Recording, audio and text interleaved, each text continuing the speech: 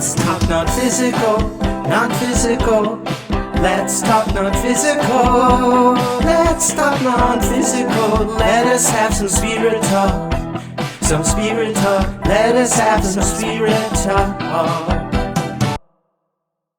So last Sunday, I watched, the last Sunday show of The Line, and around an hour and 55 minutes, someone called Jamie, this woman from Arizona, she calls in to say that she believes there's something more to this life, because there are some things that she personally experienced which she struggles to explain. And then she starts recounting what she experienced since she was a child, and that she had asthma attacks. And when she had asthma attacks as a child, she didn't have the medication available for some reason. And every time she had the attack, she would pass out. And during the call, she describes her passing out as dying or passing away. She described it as passing away every time. And every time she passed away, she would have an out-of-body experience, and she would see herself and her sister sleeping next to her from the ceiling, from that vantage point outside of herself. And basically, the father would come in, he would do mouth-to-mouth resuscitation, he would try to revive her, and then she'd have to be flown to an Air Force base. And as she was describing the experience to Matt Dillahunty, he picked up on the fact that she said she passed away, and he was taken aback. He said, "Well, what do you mean passed away? What do you mean you died?" And then as the conversation progressed, he said to her that, he implied that she didn't really exit her body, that she had some kind of hallucination. And he spoke with certainty, as though that is the most likely explanation, that she had to have had some kind of hallucination, that she never left her body. And I think he is coming from a materialist standpoint. He believes that the mind is what the brain does.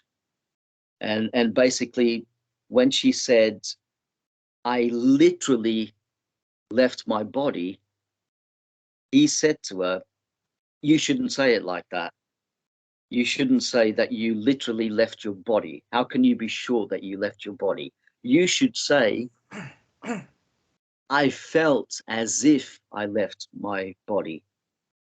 Now, the problem with that, and I can understand what he's saying. He wants to be epistemologically consistent. He wants to say just because it feels like something, it doesn't mean that is real. You could be experiencing some kind of illusion. But at the same time, there's a problem with that kind of thinking. First, he didn't experience what she experienced, right? He has no access to what she experienced, because as she was recounting her experience, she felt sure of herself that she really had left her body. So he can't be sure, but he completely dismissed it and called it a fiction. And how can you say with certainty that someone has experienced a fiction when you also don't have evidence for that? It's like he doesn't say to people, "It's as if I'm hosting a show called The Hang Up. It's as if I'm talking to random people who call in to talk about God, theism, atheism, politics, and stuff like that." He doesn't say that. He doesn't say about his own experience, "It's as if." And yet he would say, "I'm hosting a show called The Hang Up. I'm talking to random people on the phone." Yeah. And yet the way he has that experience is the same way in which Jamie had her experiences through the senses. You experience everything through the senses. So how can he say about her experience that it was just an illusion, it was just a hallucination?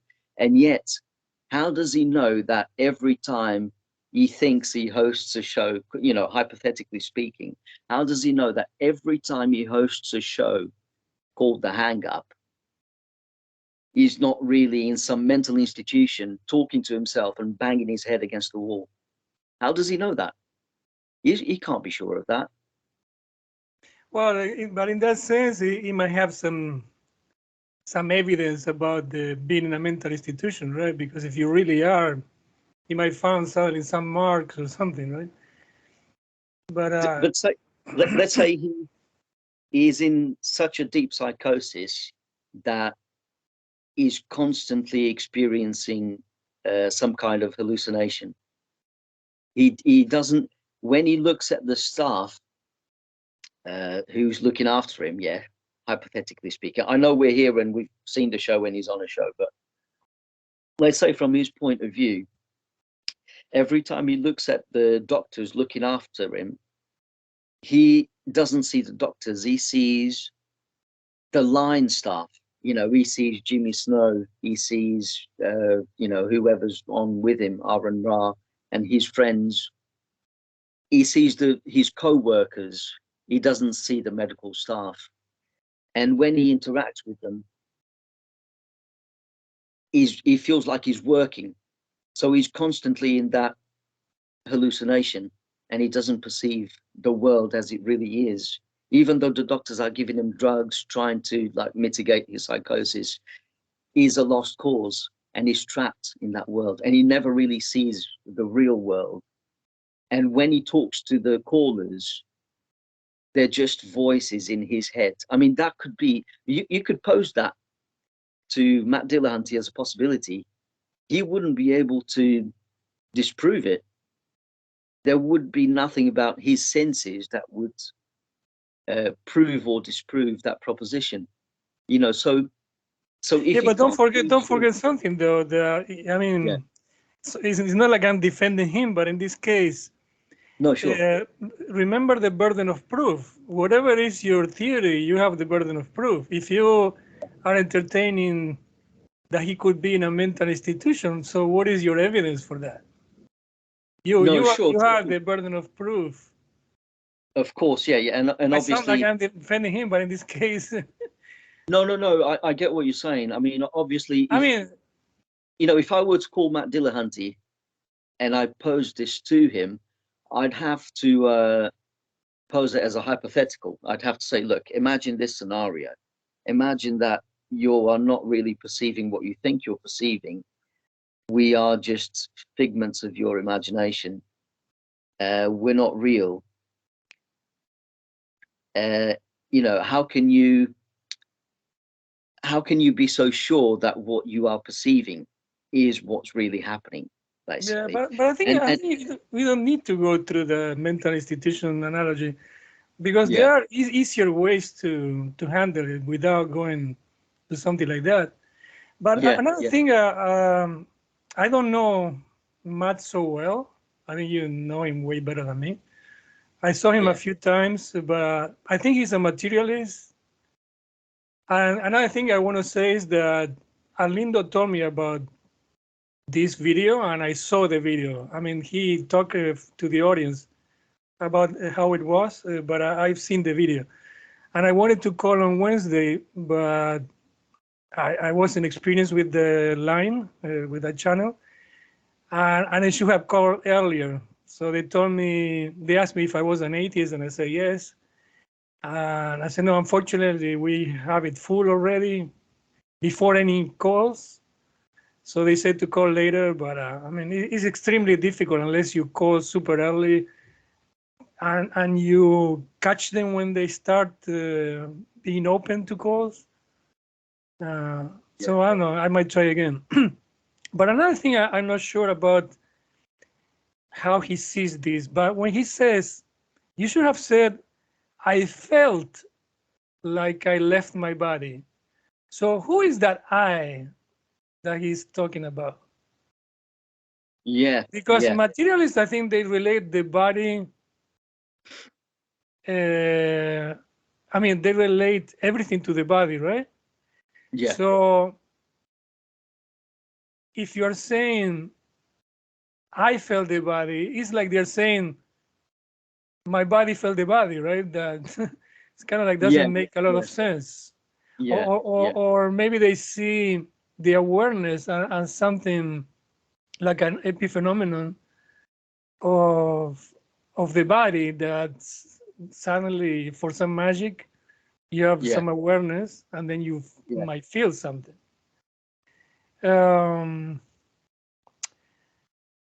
But anyway, one thing that I see here is that he assumes materialism is the default.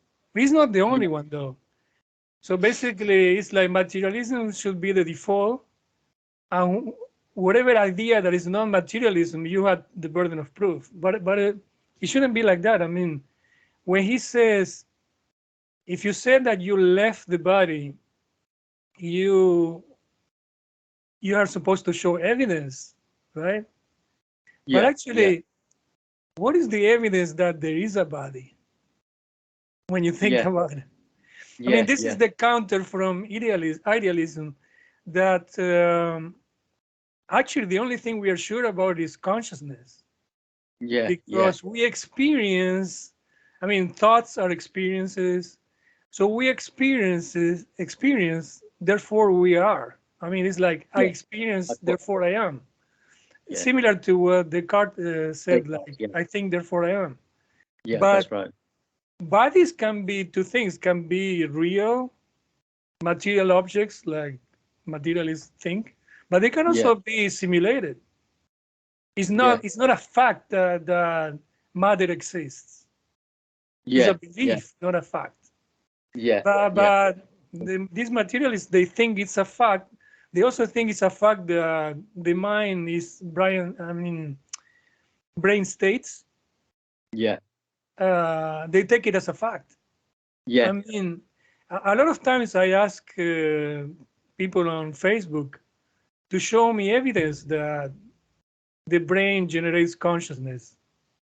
Yeah. And they cannot show me a scientific paper that proves that. No. There's no way. It's a philosophical stance, so it cannot be proven that way. I mean, you And can, yet, yeah. that's exactly what Matt Dillahunty says. He is a materialist. What amazes me about Matt Dillahunty is when it comes to everything else, when it comes to things to do with God and atheism, are you justified in believing in a God? Is there enough evidence? Is there enough compelling evidence? He goes through all the motions. He's basically very good at epistemology. How much can you claim to know, right?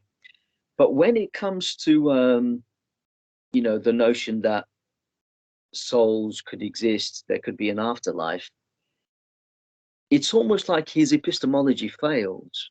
He just assumes that because most things can be explained from a materialistic standpoint, right?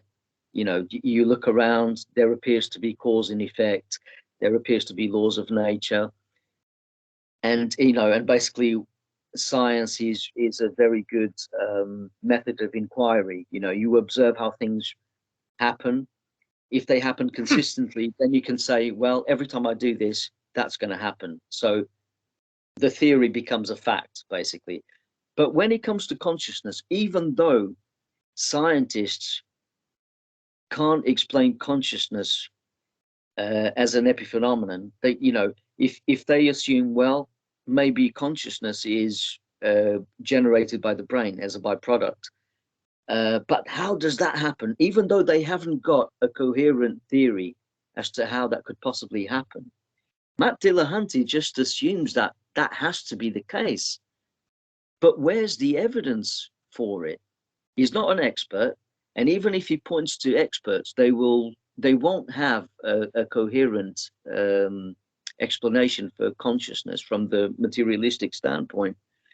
But he has said before, I've heard him say before, with certainty, he said these very words, right? He said, the mind is what the brain does, right? And when you listen to that, you think, but that doesn't sound right, because how can felt sensations of qualia be reduced to neurons firing inside your head? It makes no sense. My mind, you know, when I'm looking at you right now, I don't have the experience of neurons firing. That doesn't enter the equation. I just see you as a person. So he has said before as well, I take the view of people like Daniel Dennett. He's said before, consciousness isn't what it seems. It's some kind of illusion. We think we're conscious, but we're not really conscious. That's his thinking. That's his way of thinking. And he said as well that the self is like a user illusion. He basically takes the model of Daniel Dennett. Daniel Dennett has written a book which a lot of experts have laughed at, called I don't know if you're aware of this, Consciousness Explained. And many people, many renowned experts in the scientific community have actually made fun of the book and said that should be called Consciousness Explained Away, because it's almost like avoiding the hard problem. It's just saying, basically the book says about the hard problem, well, we haven't figured it out, but it has to be generated by physical states. And basically, consciousness is not really there. It seems like something magical is happening, but really it's just some kind of illusion, just like all the other brain porkies that you get when it comes to the soft problems of the mind. You know, like Daniel Dennett usually talks about the example of a painting. When you look at this painting from a distance, it's like the painting of a bridge, and you think you see people on the bridge. It's like you're looking at a bridge from a distance, and when you look at the painting, you can see people on the bridge. But when you get closer to the painting, you realize that it's not really people that you were looking at. It's just tiny blobs of paint that hint at the forms of people. So he says, you see, the brain fills in the gaps. You just think you're seeing something, but you're not really seeing anything. So he extrapolates from that to say that the entire thing's an illusion. Even awareness itself is an illusion. But that doesn't make any sense, because I think there is awareness. Yeah. So sorry to interrupt you, but I think scientists should be more precise when they talk about these things, because I don't agree when they say the brain does something. The brain, because it's not proven that the brain has awareness. No. It's not something. It's not a fact. I mean, it can be a belief, but it's not a fact. What is a fact is the mind. The mind is the one that experiences, because by definition, that's how we define it. The mind is that which experiences. Yeah. Another thing that atheists most, I would say materialists. Yeah. But in general, this is the correlation. Most atheists are materialists, and most idealists are theists, right? Yeah, that's right. Yeah. So that's why you and me are the minority, because we are the combo of being atheists but being idealists too. You know. Yeah, that's right. There is another thing that I want to say related to brains. If you compare a brain to a computer, the computer, because the reason I'm aiming to this is this, because I think you mentioned something to me. I don't know if it was now or before, that if we are really brains talking, how come we know so little about the states of our brains, right? Yeah. In a computer, if you compare a brain to a computer, and in order to say that we are brain states, the brain needs to be some kind of like a information system. It needs to be a computer system. Yeah, because otherwise how would you generate information without being an information system itself? Because the other alternative is being like a terminal. A terminal doesn't need to be a computer. It has to have enough computer power to receive the video stream. So with a terminal, you can connect to a real computer and get the video stream, right? And you can interact.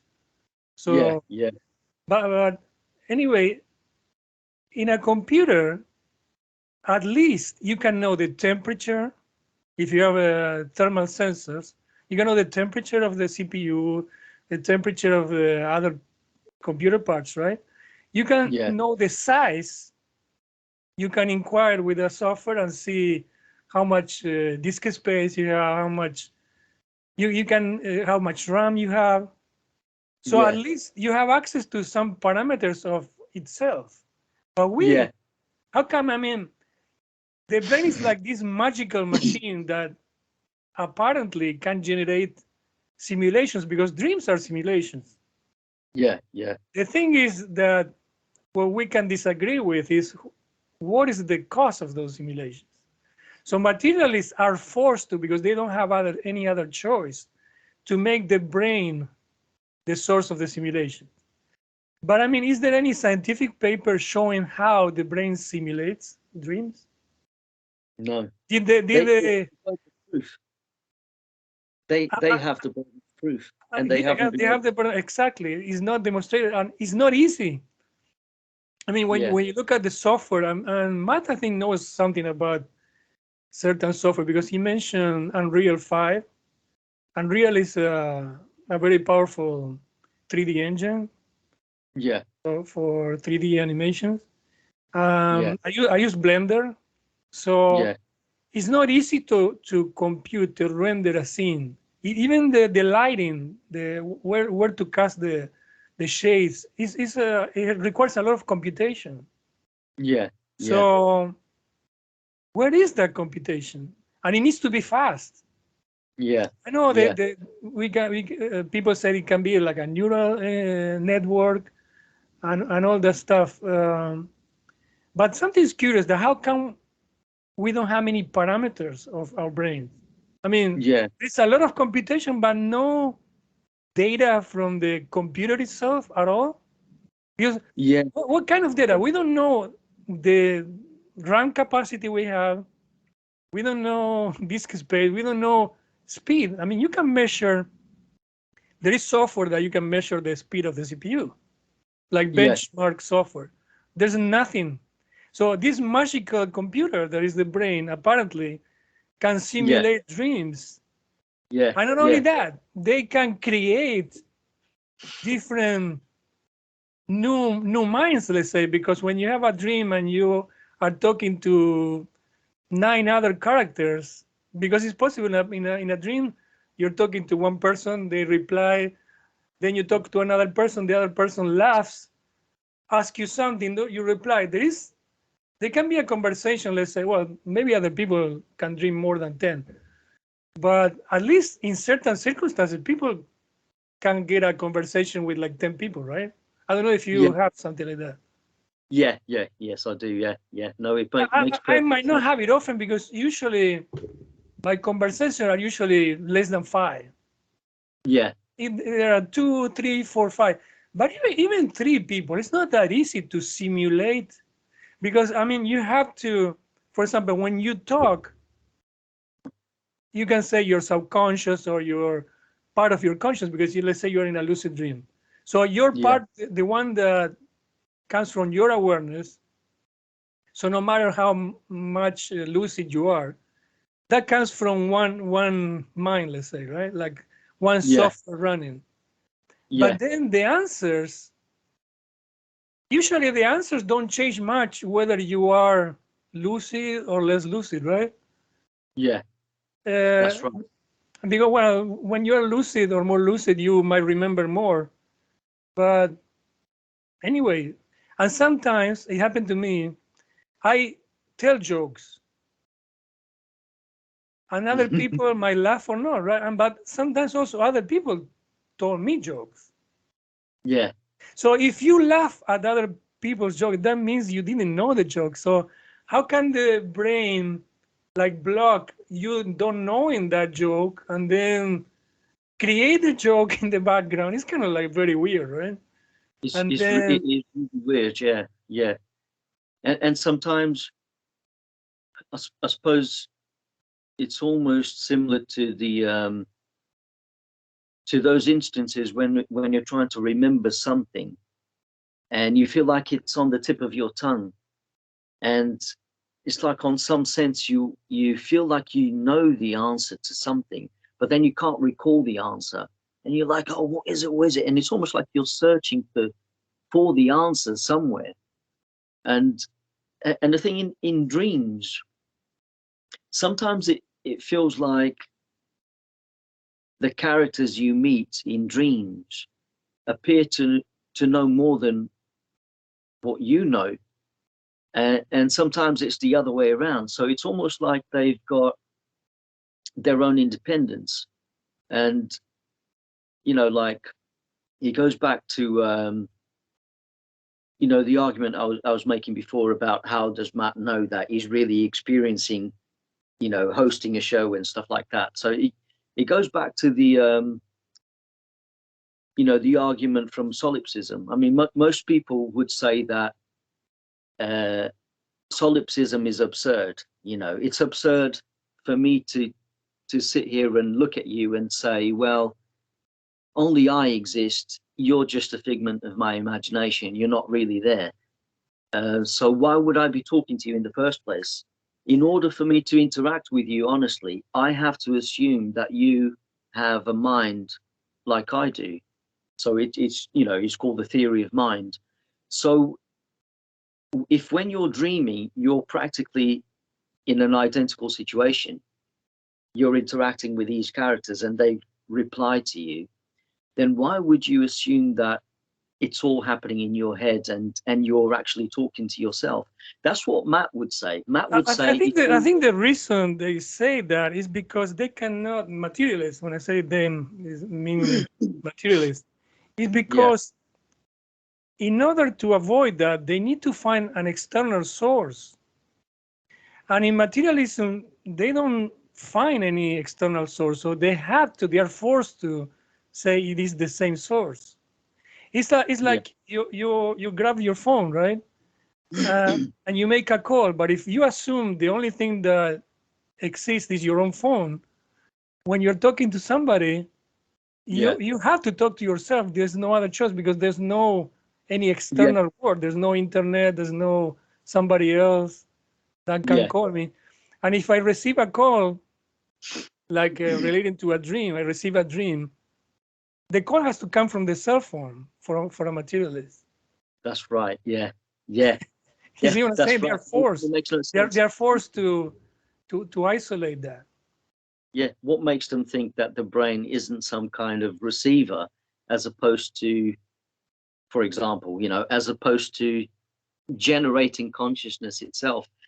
In fact, I've actually heard, not just Matt, but I've heard several materialists use the analogy of hardware and software. I've heard several materialists say the brain is the hardware and the mind is like the software. But that doesn't work because, first, the brain isn't exactly a computer. It's not like hardware because the brain constantly changes. The brain has neuroplasticity. It has different dynamics. Well, but it is still a hardware, though. In that case, I agree with them. Right. But not exactly. I mean, I agree in the part that it's a hardware, but what I don't agree, this is the part I don't agree. Yeah. Matt, for example, says he's a critical thinker, right? Yeah. So, Matt, if you hear this, listen very carefully. If you, for example, let's suppose we have access to a computer, right, remotely. Yeah. But so you and me, you're let's say with me next to me, and we say let's explore one computer, like kind of like acting like a hacker. Right? So let's get into this computer. But well, let's suppose like there is a special connection to that computer, right? Yeah. And you want to find out if that computer is connected to the internet or not. you know for sure it's connected to you in this case, but I mean, this is an example. I don't want to make it a big deal how we connect to the computer. Yeah. Or give another example that we are in a room, we have access to some room in the Pentagon, let's say. Yeah. We don't see the cabling of a computer, but we want to find out whether that computer is connected to the internet or some network or not. Yeah. So basically, a critical thinker will try to find out whether that computer has external access to information, whether it comes in or goes out or not. Yeah. I mean, Yeah, the default should be, I don't know whether my mind can access external sources or not. That should be the default. I don't know. But I don't know. Yeah. the materialists force the default and they want to make anybody believe that the default should be the computer is not connected to anything. Yeah. Yeah. It has to be investigated. So if we investigate our dreams, how come there is access to information that it seems that it doesn't come from us? Because we get surprised. I mean, in dreams we cry, right? Some circumstances make us cry. Is the brain so intelligent, so magical that can create something without us knowing that make us cry? Yeah. Yeah. Isn't that weird? Yeah. And you're saying that you're a critical thinker and you keep assuming that is a local source. And it's funny because for something that's supposed to be so well integrated as to create consciousness, because that was the leading theory of consciousness. Oh, it has to come from integration. For something that's supposed to be so integrated, it seems like we get experiences which hint at being separate, not so well integrated. You know, if we can cry at our own experiences, at our own dreams, that assumes that there's some kind of separateness going on there. And also, when they say that when it comes to hardware and software, and they assume that the software is analogous to the mind, when you look at the software, even the software itself is also something physical. It's like a physical structure. You know, you see the screen and the light, and it's actually conveying information to an independent observer. You know, we look at the screen and then we say, oh, this is what it means to me. I'm reading this on the screen, you know, blah, blah. But the software itself isn't analogous to the mind. The software is closer to the hardware in a computer than it's closer to something like no, but there is a relation to the mind. The software, and when we say software, we should include also information in general. So when you transmit information, I mean, in the physical, we are limited to the speed of light. You cannot transfer, at least not for now. Then maybe they might find a way to trick quantum physics to bypass that. Maybe aliens can do that, but so far, I don't think it's possible. But not unless you use quantum entanglement. Yeah, but entanglement doesn't really get you new information.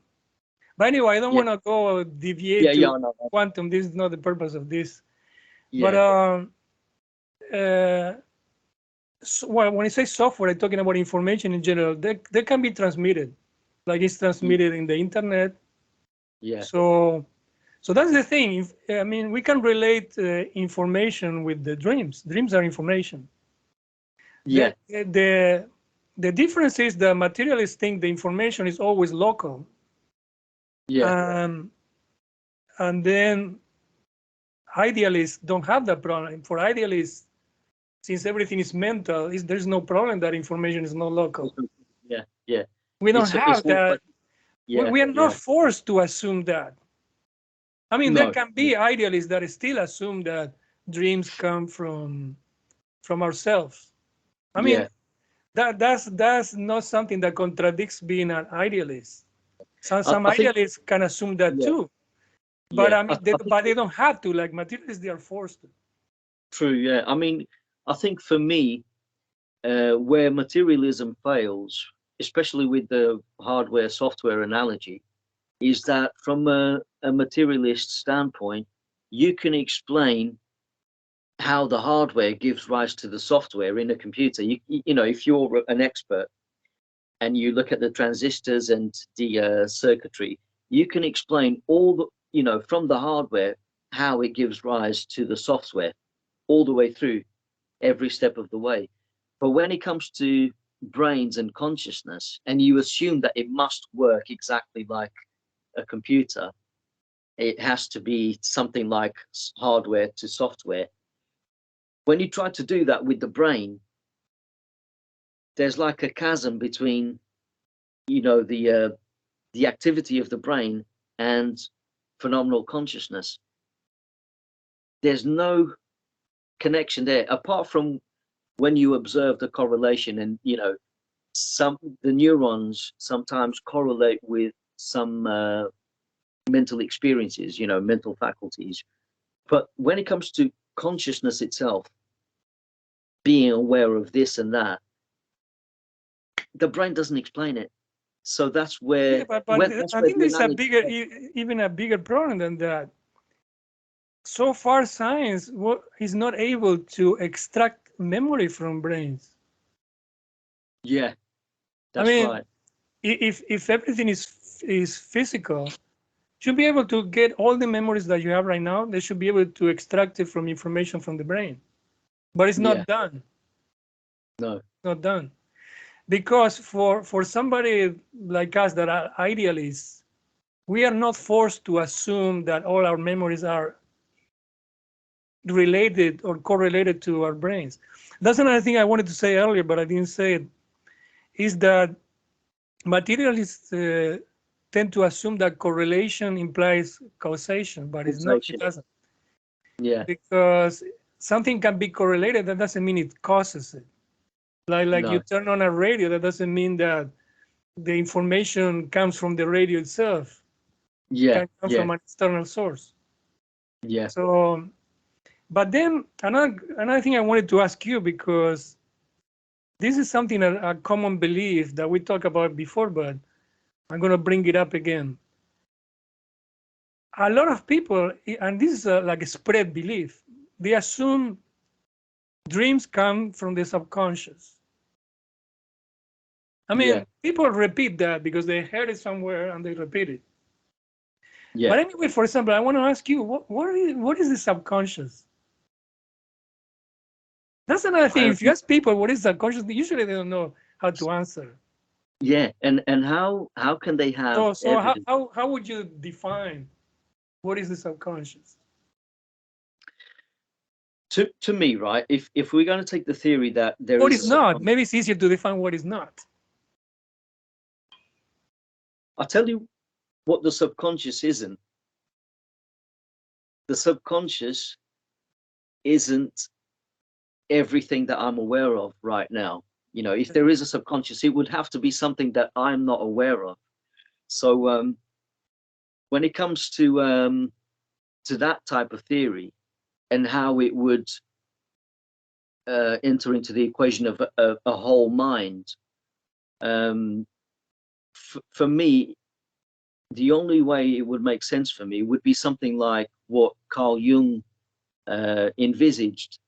So Carl Jung would say there is a self with a capital S, and that this self oversees all other aspects of the personality. So it's almost like every other aspect of your personality, like could be the persona, could be the ego, could be the shadow, revolves around the self, and the self is like a manager. But the self has to contend with all these other aspects because they're like archetypal complexes. They are psychical energies.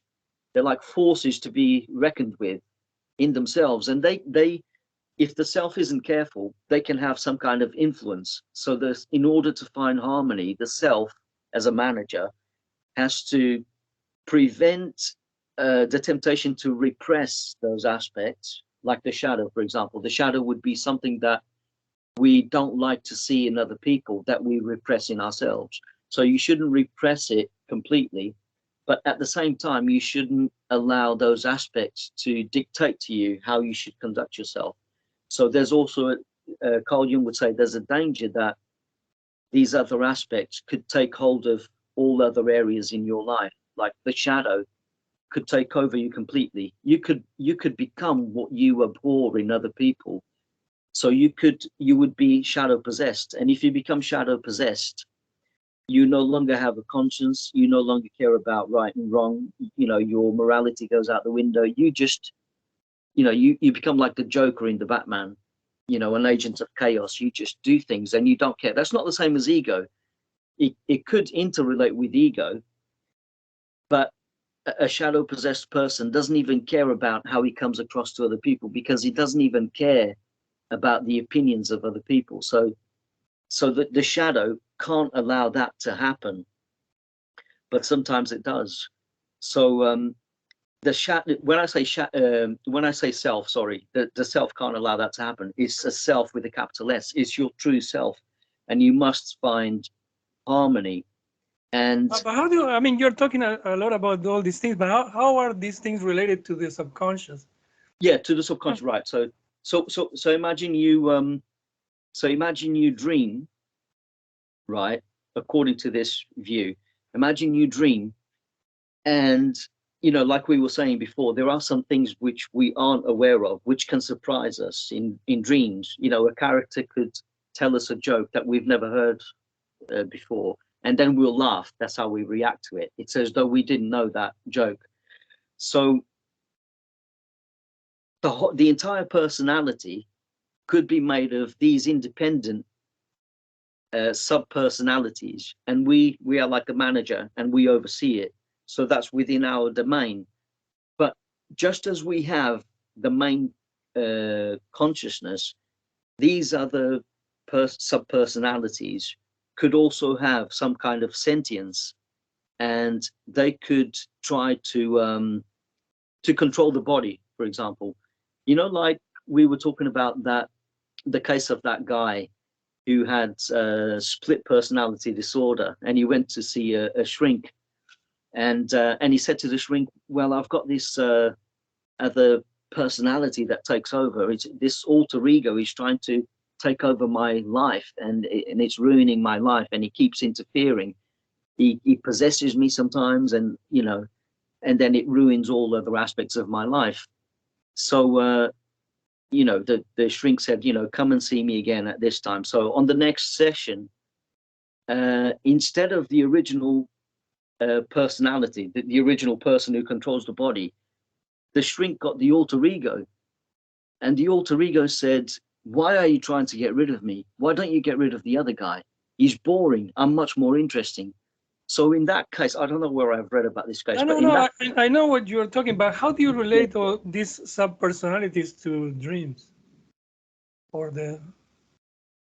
Because when I mentioned the subconscious, I wanted to mention to relate it to dreams. So this is my theory. My theory is that there are these characters which could have their own subjectivity, which live inside our personality domain, and they sometimes influence us, but they take like a backseat. Imagine you're the driver, you're at the steering wheel, and you're driving your car, which is you conducting your body. I understand the taking the backseat, but what I don't relate to it much is that I don't know exactly where you're pointing to, but I'm assuming that these sub-personalities act in the dreams. Yeah, the thing is, I have a problem with that though, because if it's some of our sub-personalities, our dreams should be very similar in the sense that we should see a personality very often, the same personality. Because let's suppose I have two sub-personalities, right? Let's suppose one is like a joker, another one is like a sad person. Yeah. My dreams should alternate between a sad person, interacting with me, or the joker interacting with me. I should be recurring between those two, right? But in the dreams, we have a diversity. Sometimes we have somebody like a woman that flirts with us. So what is that in my sub-personality? Is that it's a woman. I mean, you have interactions with the other sex too. You have a way bigger number than a couple of. That's why I mean, even though that doesn't mean that the sub-personalities don't exist, but I don't think is the main cause of the content of the dreams. Yeah. Let me give you my opinion about the dreams seen by a materialist and the way I see the dreams. For a materialist that assumes everything is local, the dream content or the dream generator might be seen like a software that runs during the day, but with a low voice. And when you are aware, when you're awake during the day, that voice is so low you don't hear it, right? Right. So it's like it has the potential to create content, but you're in charge when you're awake, so you're the one that gets the content from the world and all that, right? So, but then when you're sleeping, it's like you shut down all this computer software, and then this software that kept running there, suddenly it becomes the main software running, and then it generates the content on the dreams. That would be, I think, what they take as subconscious. Subconscious is like a software running in our minds. I mean, materials would say brain, but I say minds. That when we are sleeping, when we are in REM states, they take control. So, and they create the content of the dreams, right? But then, why can't we create the content of the dreams when we are awake? And now I want to keep talking because now I'm going to bring my experience. If you compare my dreams when I was I don't know, since I remember a few years old, 3 years old, 5 years old, and the dreams now, the dreams when I was 5 years old were pretty rich in content. Right. So they haven't changed a lot. I mean, they changed, of course, in the type of content, because when you're a kid, you might have dreams more about what you were playing, right? Stuff like that, what made you sad. Now, when you get older, your dreams might be more about relationships, about work, right? But then I'm able to generate dreams from an awake state. And in that case, my awake state, you can say one possibility is that my awake state is the one generating the content. Right? So, but actually, that's not what I noticed, especially because I've been practicing this for like 25 years. And mainly the last 3 years, I've been practicing more seriously. And the way I work right now is more like an AI. Like I give an idea, I throw an idea, and then the content is not generated. I don't feel it like it's generated by me. It comes, and it's up to me. It's like water coming, and it's up to me to regulate how much I want of that water. If I want to change the way, it's like a stream. It's like a video stream. So I regulate. You're receiving something like channels. So it's kind of like a video stream. If I'm okay with the video stream, I keep it. I just try not to touch it much, right? I just let it come the way it wants to come, and I'm okay. It's stable. It's complex. It also computes all the things necessary for a simulation, because I observe the shades. I observe when I'm turning like a drone camera, the shades go perfect. They're always perfect. To me, the simulation comes already processed. It's not like my mind is processing at runtime. I think it's something that comes. So basically, it's like this: if you get a video stream of a 3D animation, for example, you can come by a direct source generating the rendering, but it can also come from a video stream that it previously generated that content. So kind of like it exported from a 3D software like Blender or Unreal, and generated the output. It exported, it rendered and exported the render into a video. To me, it's easier to assume that it comes already as a video stream, not as something. But at the same time, it's kind of like tricky because when I turned it, it has to be some kind of like a 3D video because it has to be ready to move according to how I move the camera, right? Yeah. Because I mean, when you record an animation, when you export an animation, you select the motion of the camera. If you want to select a different motion, you have to do it again. Yeah. For example, let's suppose you are, I make a simple thing that you zoom in to a car. You want to show like a car commercial, right? So you are far from the car, you see the car running, and then you zoom the camera. Let's say you shoot it with a drone, right? Yeah. But then if you want to record again with a different drone, let's say a different camera, you have to do another generation, right? You have to generate it again because the camera it has different positions. Yeah.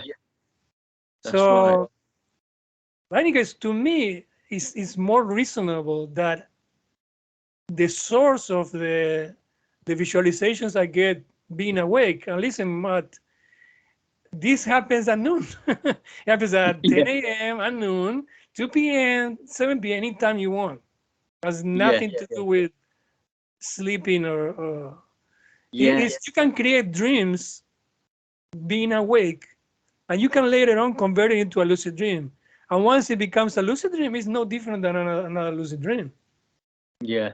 You might be with a better awareness than a lucid dream that you started by becoming lucid because you started from a pure awake state. Yeah, that's right. So I don't think it's unreasonable to assume that there is an external source. From there on, speculating that what is that generator of the external source, that's a different story. Yeah. To me, it's an intelligent system, some kind of like similar to an AI. Yeah. But this is the thing also now going back to Jamie. Jamie was saying something, I don't know if you paid attention, that she was a bit afraid of coming back to her body because she remembered, I think from previous OBEs. Yeah. It was, she said like a roller coaster, like a vortex or something like that. Yeah. So why would the brain decide to repeat generating this vortex, roller coaster? Why would it do that? It doesn't make any sense. It's not, to me, it's not reasonable. To me, it's reasonable because that vortex is related to something that happens with consciousness. Yeah, this is why it would have been a great idea to interview her so we could go into these details, but he didn't give her much of a chance. In fact, he just dismissed her experience completely. And he also said that prove it's not a lucid dream. And I wished she had said to him, well, I can prove to you it wasn't a lucid dream, because at the time when I had the experience, I didn't construe it as a dream, because that's the definition of a lucid dream. A lucid dream is a dream in which the dreamer knows he or she is dreaming.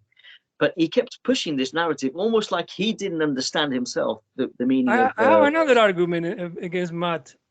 And we can relate. I mean, you and me, you have a lot of experiences, lucid dreaming, out of body, and I had my chunk too.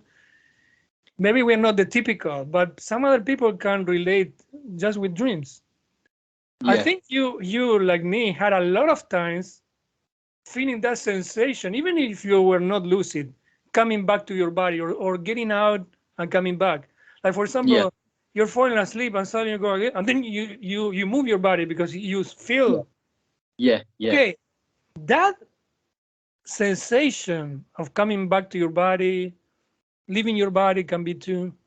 That sensation, the experience of that sensation is very consistent. Do you agree? Yeah. I mean, it's not like at random the mind decides that you have that sensation. It happens correlated to you about to being awake. Yeah. It has a correlation. It doesn't happen whenever it feels like. So if Jamie was in a lucid dream, why would she feel the sensation of the roller coaster turbulence at that time? Why would the brain suddenly, out of the sudden, for no reason, because apparently that's what Matt believes, would decide to create that sensation so that she can feel that sensation just by chance, for no reason? No, Matt, it doesn't make sense that it's for no reason. It is correlated to her about to get back to her body, because a lot of people feel the same sensation when they wake up. It's not unreasonable at all. No. It's not unreasonable. Yeah. That's right. It amazes Why would he me say that it's unreasonable? it is not. That's right. Yeah. There is a correlation, and a correlation happens to a lot of people. It happened to me. I don't know how many times I felt the sensation before waking up. Maybe thousands of times. What about you?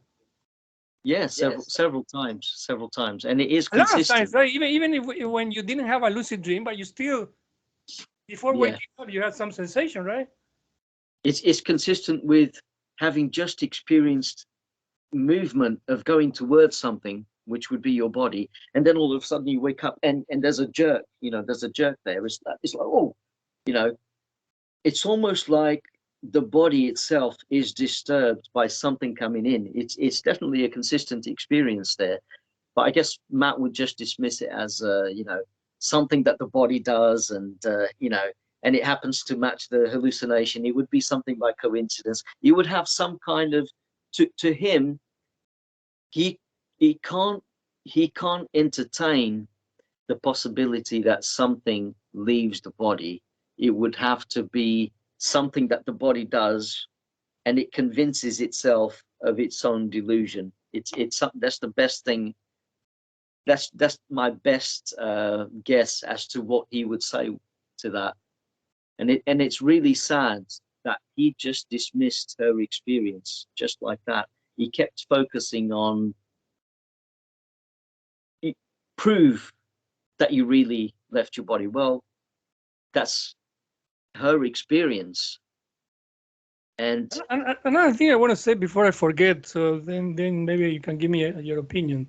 If we compare to a video game, and let's say in the video game, let's say it's a video game that as a player, I can be, in general, I would be a human, right? Yeah. But then suddenly I decide to be a dog. I mean, I can be a dog, right, in a video game. So I have less options because I won't be able to talk unless it's weird. It's a dog that talks. But in general, I will have maybe fewer options, but I will be able to move the dog, let's say, in a video game, right? Yeah. So from a software point of view, software design, there's no a huge difference how to program a dog or program a human, right? It's just a matter of, I mean, both have 4 extremities, right? I mean, when the dog has four legs and we have 2 legs and 2 arms, but it's very similar in that sense, of motion, right? We move with 2 legs, they move with 4 legs, but I mean, it's not like a completely different type of thing. Yeah, it's closer to our experience than, say, like maybe a bird or a worm. A worm would be more alien to us than the movement of a dog. Yeah. So it's a matter of how the software connects to the player. Yeah. Because what happens is the software assigns some objects. I mean, we can tell. I mean, when I'm talking about objects, I'm talking about programming. So you can say that a human or a dog in a video game is an object. let's call it Alan, the name of the character in the video, Alan. So Alan is an object. The player gets assigned to Alan.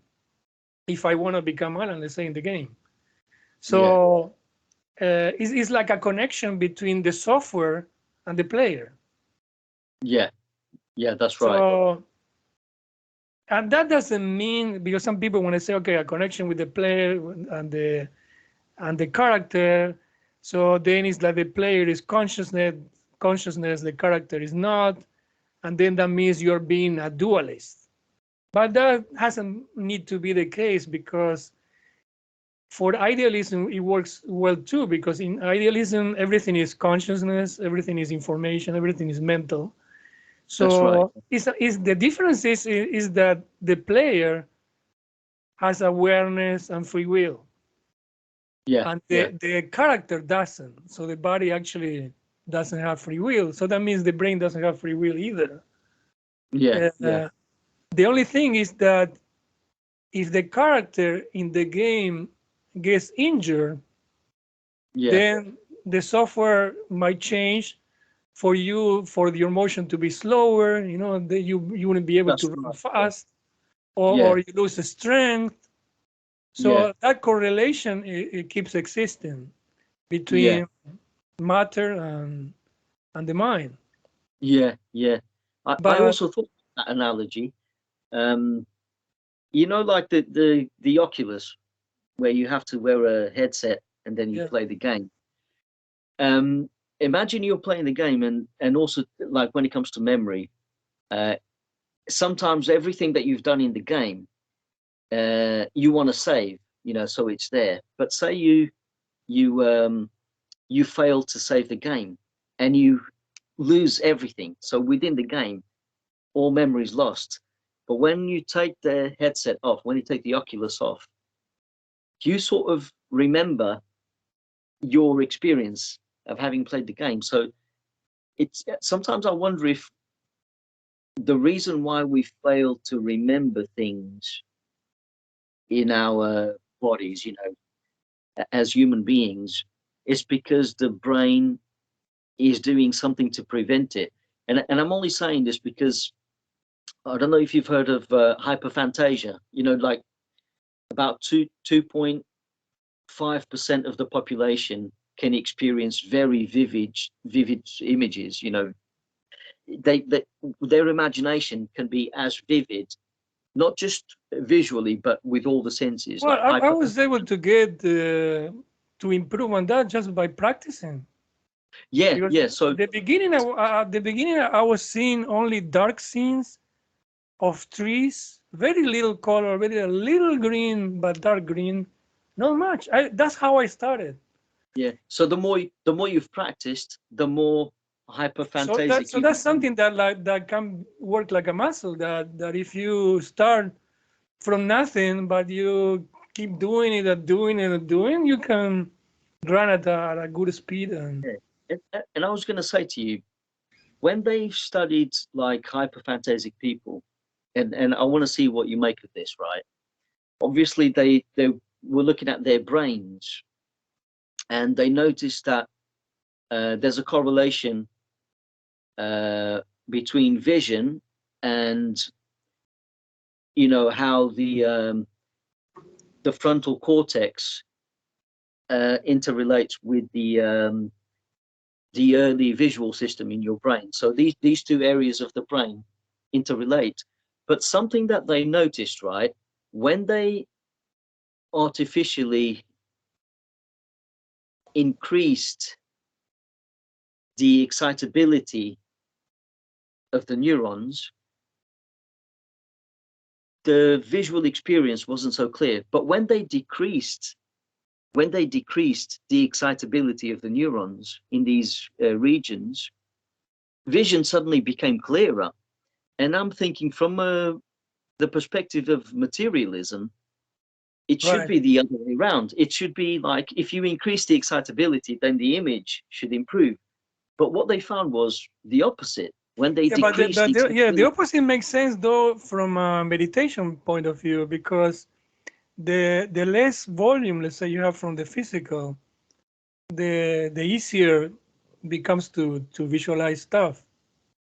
Yeah. It's like you lower one volume and then it's like you have two radios on, right? And one Yeah. is like a middle volume, but the other one is a high volume. But then when you start turning down the one with the high volume, then you listen to the first one way better, right?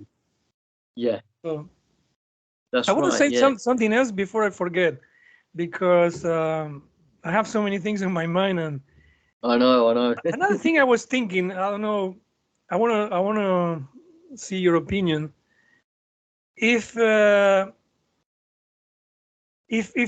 materialism is true, I went through a transformation, right? Because I wasn't being able to visualize many things in the past, and now I'm like a wizard, Yeah. Yeah. a visual master. I'm so happy about it. Yeah. It's like I'm thinking now, what is it that I cannot do more than Yeah. uh, That's right. I The got better possibility. with text, even with eyes open. But another thing I want to also mention now here, I think sugar, any sweets are a bad thing for these Yeah. practices, because every time I get more sweet stuff, the quality of my visuals are lower down, and when I don't consume much sugar, they go up again. So, Right. Yeah. Yeah. but anyway, assuming materialism, my brain should have changed from my practice, right? Yeah. Yeah. That's right. Because I'm able to generate more content being awake. There should have been Yeah. a big changes in my brain. So I wish that some scientists maybe can study my brain to see the Yeah. changes, or how different my brain is compared to other people. Another thing Yeah. I don't see, maybe there are some studies about it. People that have photographic memory, for example, what are the differences in their brains? My Yeah. daughter says she has a photographic memory. I am Wow. getting some photographic memory now. So that's Right. another thing I'm improving. I'm getting some. Right now, for example, I think of a person I know or I saw online, and I can see a lot of images of that person. Before, I Yeah. wasn't able to do it. So I'm Yeah. also improving in photographic memory too. Yeah. So So whereas she had it, your daughter had it naturally, yeah, and you uh, and you are beginning to get it because of your practice. yeah, And I reckon with your improvement in visualization, I reckon it would reflect on your brain in the sense that some areas of your brain would start to become more developed, especially the visual cortex would be like more developed, and we'd see like more connectivity between those regions of your brain and the frontal cortex. I mean, according to the research, but it does say, like some of these studies do say that it's very controversial because under different conditions, you can get different results. It all depends. It's so complex, and it's very hard to say for sure that those areas produce or have, any kind of causal effect on or impact on vision.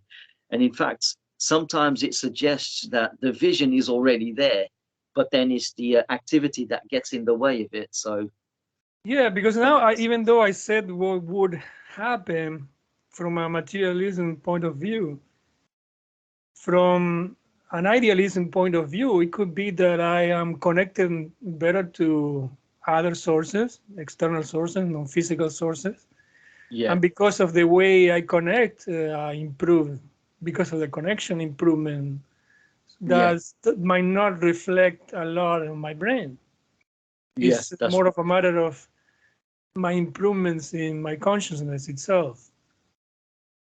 Because uh, another possibility also is that our memories are not stored in the body; they are stored somewhere else, like elsewhere. in the cloud, Yeah, in some cloud. And when we die, we have access to those memories again. access. Yeah, a bit like the Akashic records. I think Yeah, I that's was going to say that Akashic records. yeah, yeah. I was going to say I saw. Bernardo Kastrup talking to Hans Bustra, you know, the guy who started a podcast called Reality Reminded. He wants to explore idealism. And he talked to Kastrup in a Q&A, and Kastrup said something very peculiar. He said, within the same body, you can have different conscious perspectives. And he came up with this simple observation. He said, when you look at your index finger and you close one eye, you can see from the eye that's unblocked, you get one perspective, and then you block the other eye and you open the other one, and you get a completely different perspective. But when you unblock both eyes and you look at the finger, he said there's a coalescence of perspectives. And he said, basically, there has to be some kind of metacognition that merges both conscious perspectives together. So it's like two different observers, but it becomes one. And then he said, yeah, because it's similar to, sorry, but I want to point out, it's similar to having two cameras and a software that would combine the videos from the two cameras. And that can be done with AI, that you can combine two cameras and create a 3D image or 3D video using AI. Yeah. And then he said within idealism, it would, because it's all mind, consciousness, basically the consciousness in me and the consciousness in you. So you can extrapolate from that two different perspectives in one body. And then he said, yes, you know, me and you, we're two different people seeing from different perspectives, but then the very essence that becomes aware of these perspectives is the same. So on some level, we're different people, but then when you go to the conscious foundation of reality, there would be a merge. I mean, what do you make of that? Like a coalescence? It's like, well, I don't quite agree on right. that. Actually, this is something that I want to say in the case that Bernardo watches this video, or Donald Hoffman, that both Arlindo and me would like to be in a video with you, Bernardo, or with you, Donald Hoffman. I think we can add our experiences to the conversation about consciousness, because we can improve our connection to external sources and can give a different perspectives than the normal. I'm also recently going back to studying Seth, the entity channeled by Jane Roberts. Yeah. Trying to be objective, trying to see if in what he says makes sense or not, and seeing a lot of stuff that it makes sense. I think if I study more, I might be able to find also some inconsistencies. But even if I find some inconsistencies, I value the stuff that makes sense, because you don't have to agree 100% with somebody. And also, I think related to channel, you can be skeptical about all the information coming from the same source. And you can also say, one thing you can assume is that maybe not 100% comes from the same source. And another assumption can be that the information got filtered and got some errors from a source as well. So, and at the same time, it's also possible that the entity is kind of like doesn't know certain things, or has certain beliefs that it doesn't have to be a missing. But in any case, I think it's very difficult to fake the material from Seth. You have to be super intelligent and super with a super imagination to being able to entertain so many multidimensional views and have a consistency and integration among all those views. It's not easy to fake or lie about those things. Yeah, yeah. Especially coming from the 1960s, 1970s. Yeah, This yeah. material was before the Matrix movie. And Seth was talking about camouflage, probabilities. He was talking about stuff that is Things now ahead in of time. quantum mechanics, quantum physics, probabilities. He was talking about this stuff in the 1960s, 1970s. Yeah, yeah. Yeah, it's really strange, and sometimes I wonder.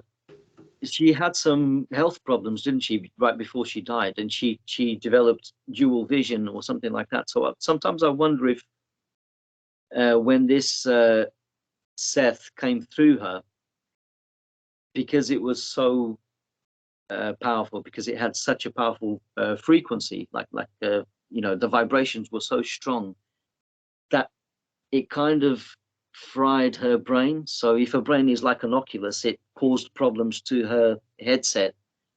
I don't know. It's just the impression I get. I sometimes wonder because of the way she suffered just before she died. So it makes me wonder if it damaged her brain.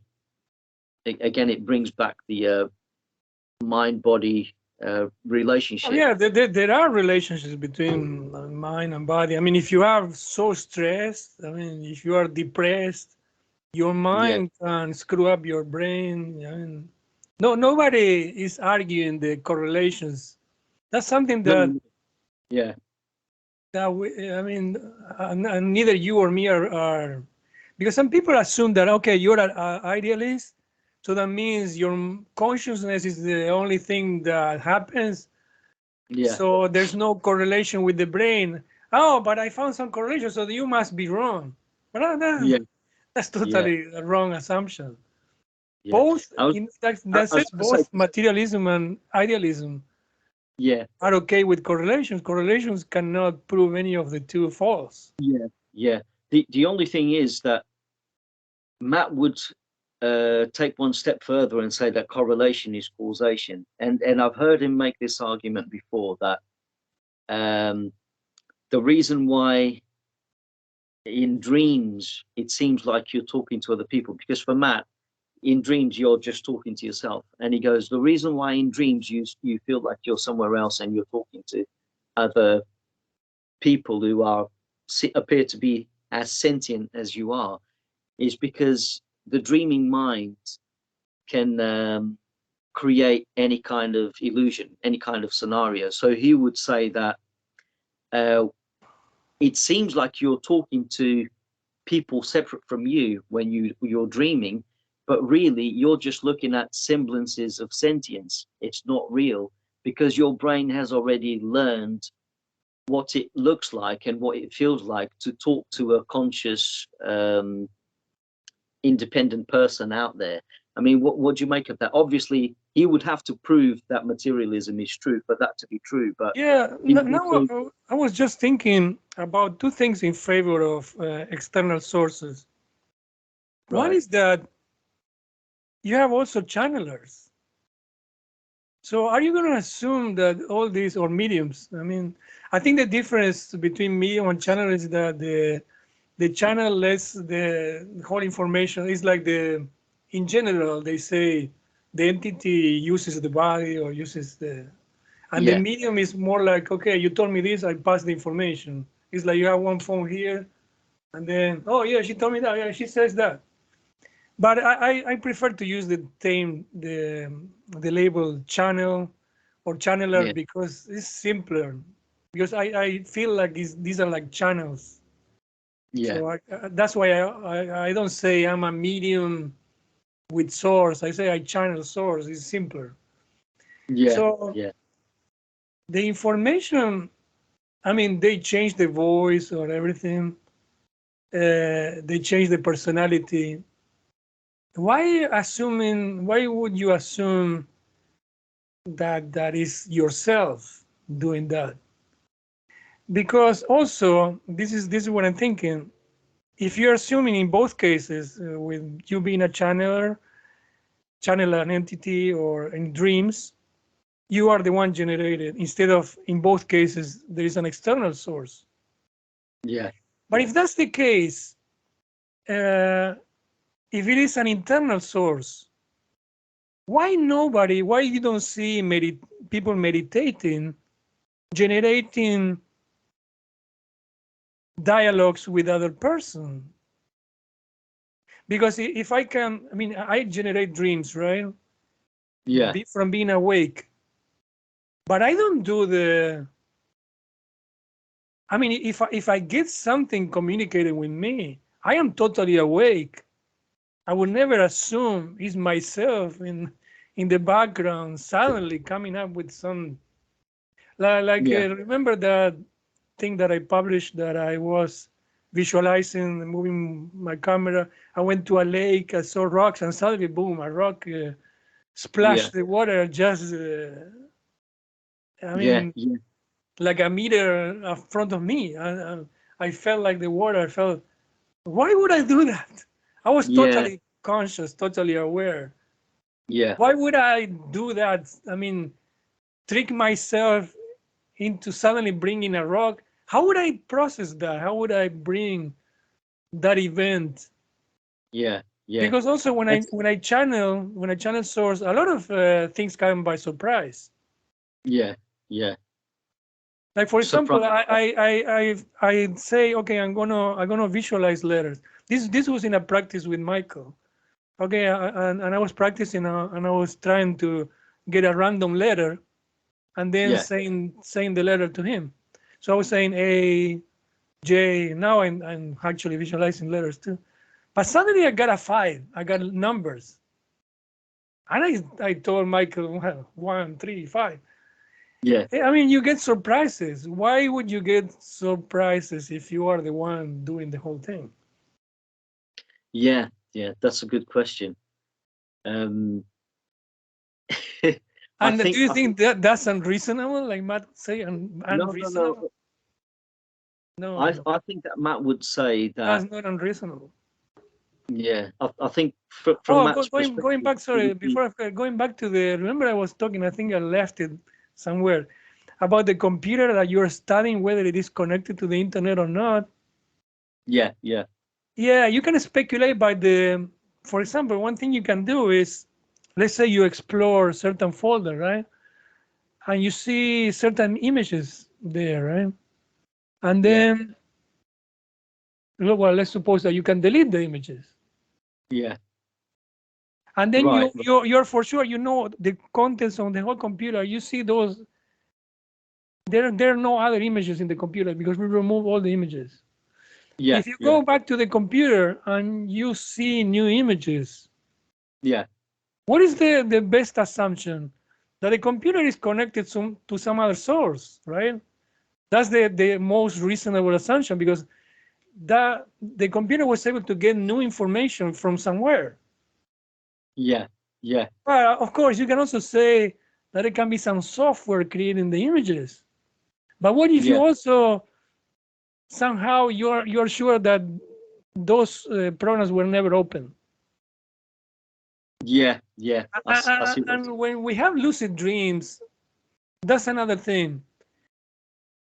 Most of the times you don't find repeated content, right? For example, unless it has some emotional connection, like for example, I might find going back to the building when I was a kid, right? But other than that, if you find, I mean, if you have a random building, I think it's very unlikely the same random building will appear again in 2 or 3 dreams, right? For no reason. And that's kind of like expected from a computer not connected to the internet, right? Because a computer not connected to the internet might have some, like Windows. Windows comes with some images, right? Windows 11. So it has the background images that you choose. So you have with a certain set of images that come with the computer. Yeah. You should expect that if you're a materialist and think the dreams come from yourself, that images will be repeated. Yeah. I mean, kind of like what you expect with a Windows. If you're looking for an image, and you're gonna see the typical background images from Windows, right? Well, the materialist would probably say something along the lines of, you can dream about flying pigs, but pigs don't exist in reality. But because you've been exposed to normal pigs and you've also been exposed to birds, your brain can put the two together, create an amalgamation, and voila, you can dream of flying pigs. I mean, that's probably something that Matt Dillahunty would say. The brain is some kind of computer that is so advanced, it can make connections in altered states, such as dreaming, that it normally wouldn't do in the normal day-to-day perception when you're awake. Yeah, but it still is unreasonable in the sense that computers, in order to be faster, they use cache. For example, when you browse in Chrome, you by default it stores the images in your local computer, right? So that when you go back to websites that you go often, for example, the image of Google, it doesn't have to transmit the image from the Google website again to your computer, the Google logo, right? Yeah, it's because already there. You already have it in your local computer. Yeah, so yeah. Why wouldn't dreams use cache from yourself, something that you already dreamed before? Yeah. Why would you generate every time new images? Yeah, I like what Michael said before about you can have your own bubble, but then if you go far enough, you can reach shared space. I mean, so you can have both. You can have your own personal space, and then you can have your shared experience. It's funny because Matt Dillahunty considers himself to be like this critical thinker. Everything it has to make sense based on evidence. But then he would say that why assume, right, here's a question, why assume that solipsism isn't true when you're awake interacting with other people, right? It's reasonable to think everyone else has their own minds.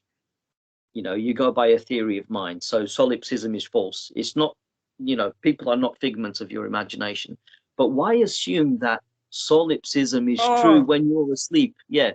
Yes, So I see your point now. Before, when you said it the first time, I didn't click a lot with that. Yeah, you see what So I you're mean? relating solipsism with dreams that is generated by our own minds. So Yeah, Matt would exactly. say, in a dream, you have to be a solipsist. In a dream, everything is a figment of your imagination, right? Reified. But when you're awake, yeah, you say on one side you say solipsism is crazy, but dreaming from your own content is not. Yeah. So why does he make that distinction? Why is it different that when someone is dreaming an altered state of consciousness, why does he have to assume that solipsism is true? Why is it that solipsism all of a sudden isn't absurd when you're dreaming? But in a sense, he has some point that since we are in a shared reality, we keep bombarded with evidence that other beings behave similar to us. I mean, you behave similar to me. I see your emotion. I see how you answer my questions. Yeah. I mean, I can assume you might be an NPC, a non-playing character. But I mean, you if you're an NPC, you're very creative, right? Because I mean,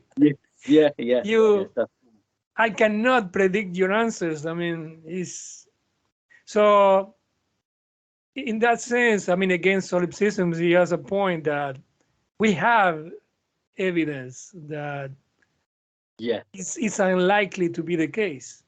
But with dreams, even though we don't have the evidence as clear as real life, I mean physical, I mean when you're awake, but if you think about it more, and if more research is done, and one way would be with the analogy of the computer that we try to figure out if it's connected to the internet or not.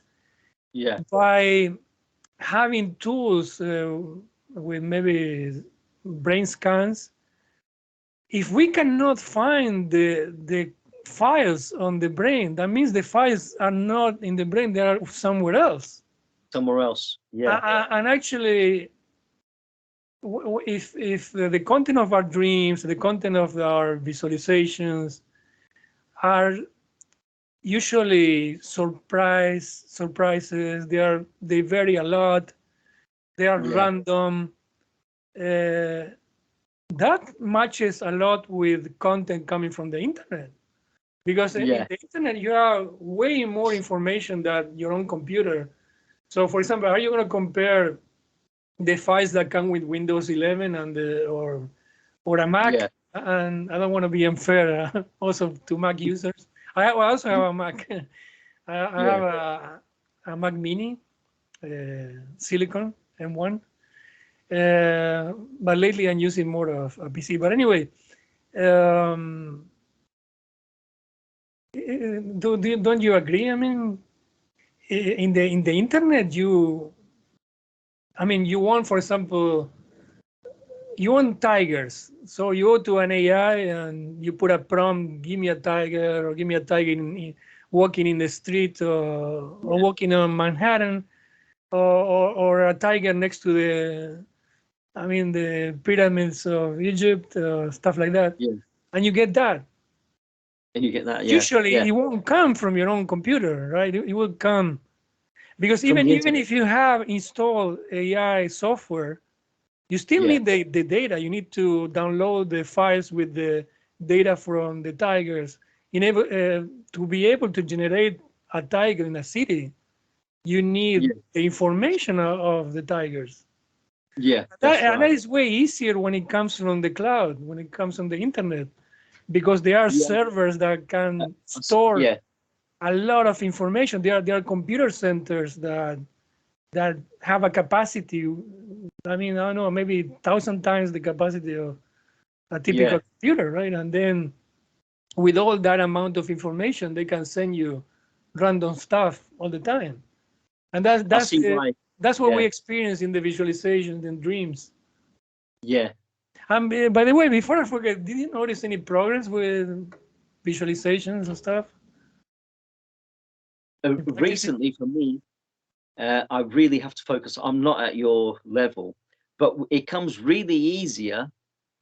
It comes really easy, right? When I'm about to sleep, like at bedtime, even if I'm not falling asleep, if I'm really rested, at bedtime, my visualizations seem to be way stronger than say if I were to do it now. If I was to do it now, I'd really have to, take a deep breath and like close my eyes and try and like rest on it, and then wait for something to come, and then it takes a while during the day at noon, in the afternoon. It takes a while for the visualization to progress, to become stronger. It's like it takes a while until I get this. It's like vague, and then it becomes stronger. Whereas if I'm rested and about to go to bed, it comes easy. It takes me by surprise. The vivid imagery sometimes just like that, and I'm still awake. I can still feel the bed, but the images are really vivid there. It's like it's a higher level of strength in the quality of the images, and I'm like, oh wow, and then I want to really examine these images. But when I try to examine them, it's almost like my keen observation, my focus just kills it.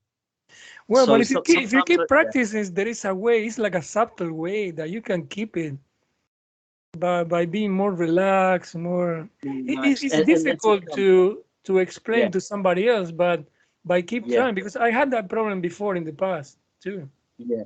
But then now it's gone. Now I can keep it very stable.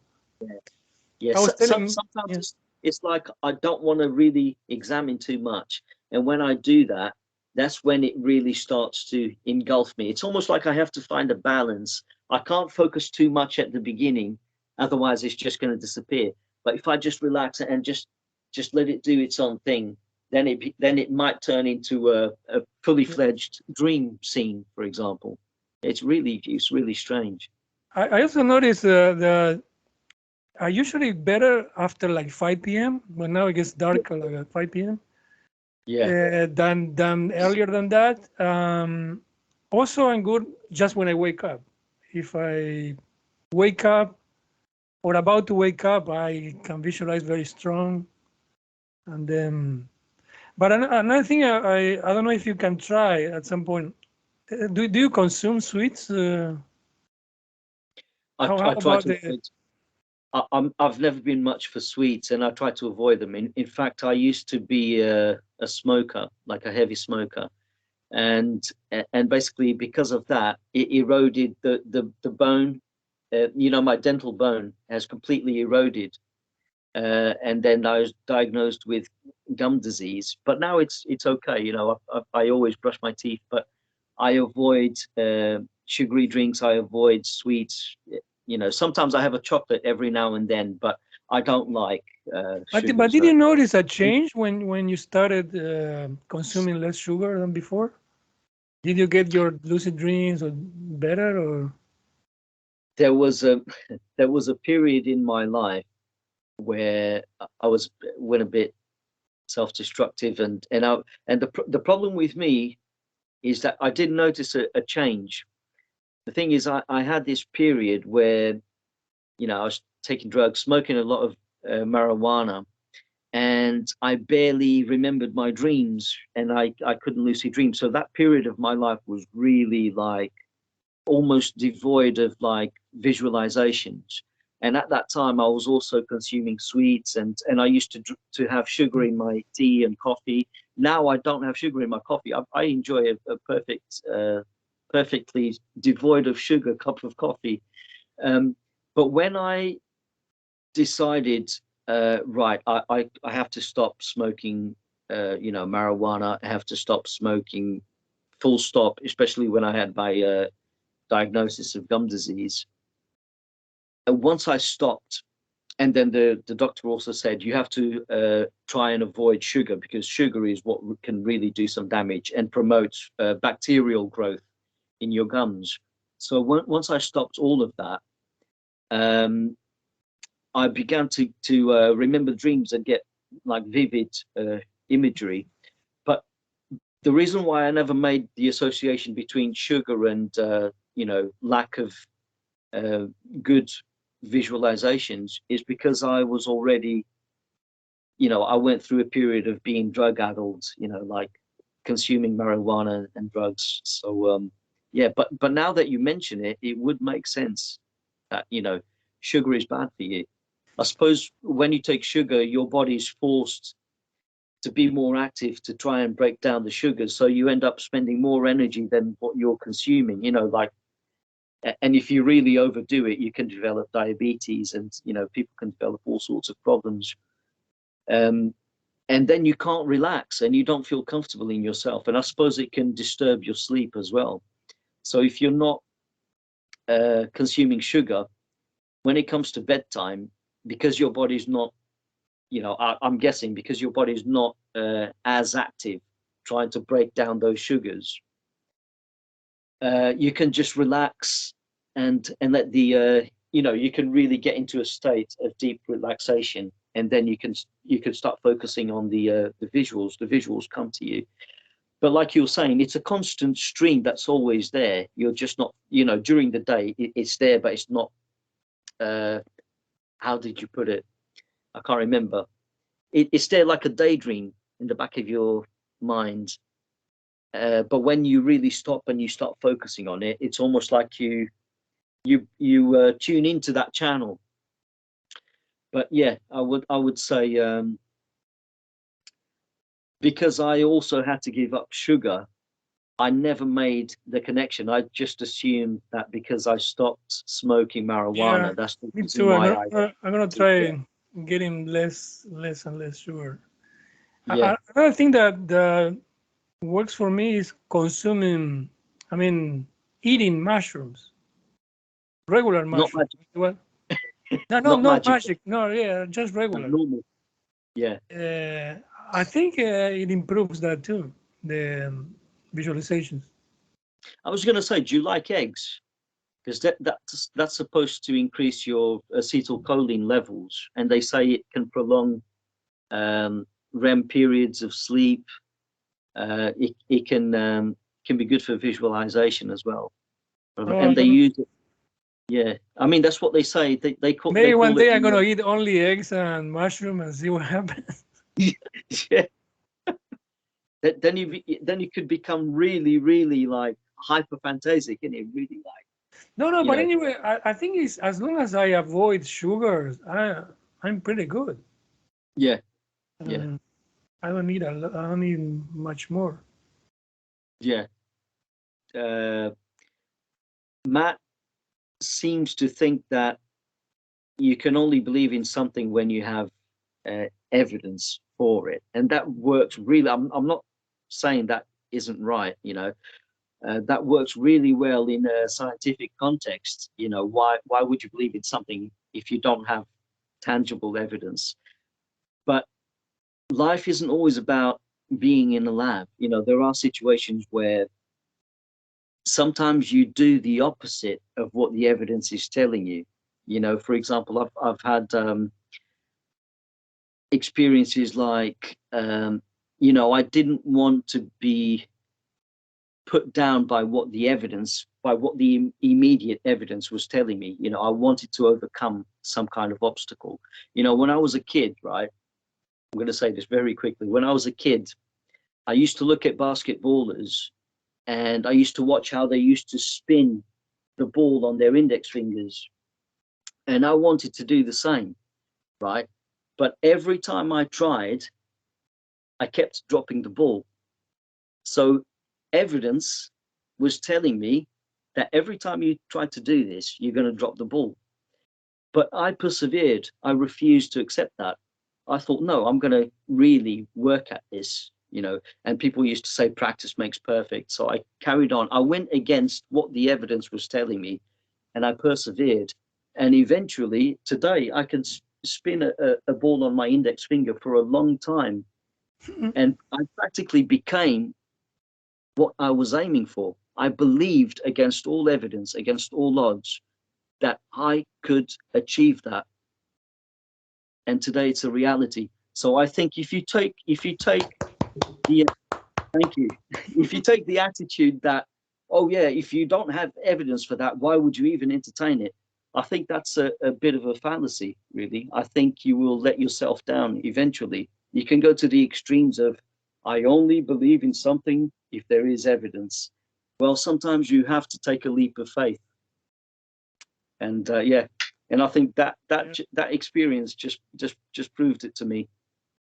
I also want to say that what I don't like is that they assume that the default should be materialism, and the default should be, I don't know should be the default. So the default should be both ways.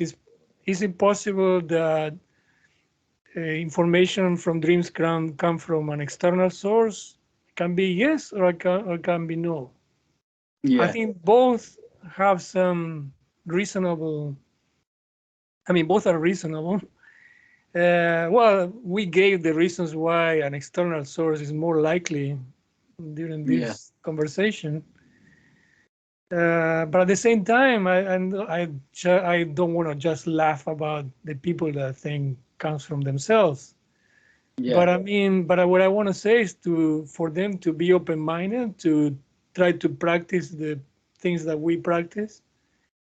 Who knows? Maybe you're gonna have an out of body, and you might find it reasonable to think that your consciousness really doesn't feel.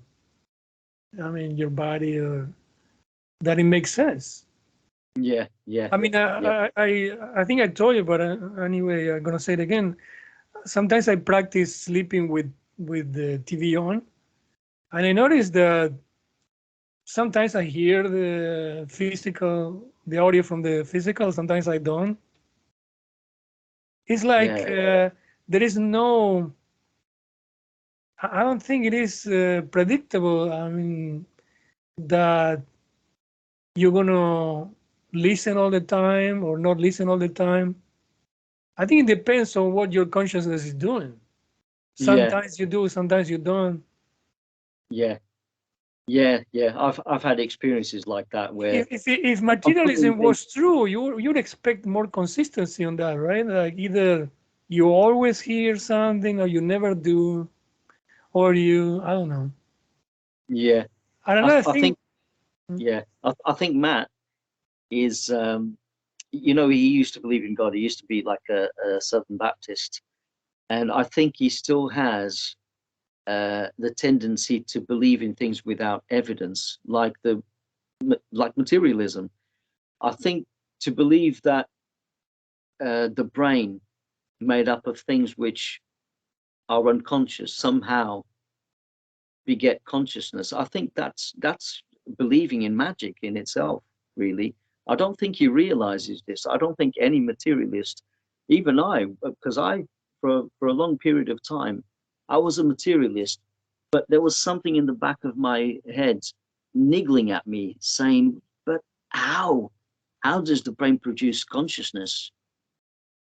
And now it's I realize how much of a problem how much of a hard problem that really is, and I think to believe that it's somehow generated by the brain is almost like believing in magic. It's like believing in miracles. yeah, those words, brain and subconscious, they are used to explain things that they cannot figure out any other way to explain it. But there are Yeah, alternatives. That's what we talked about today. There are yeah, alternatives to the.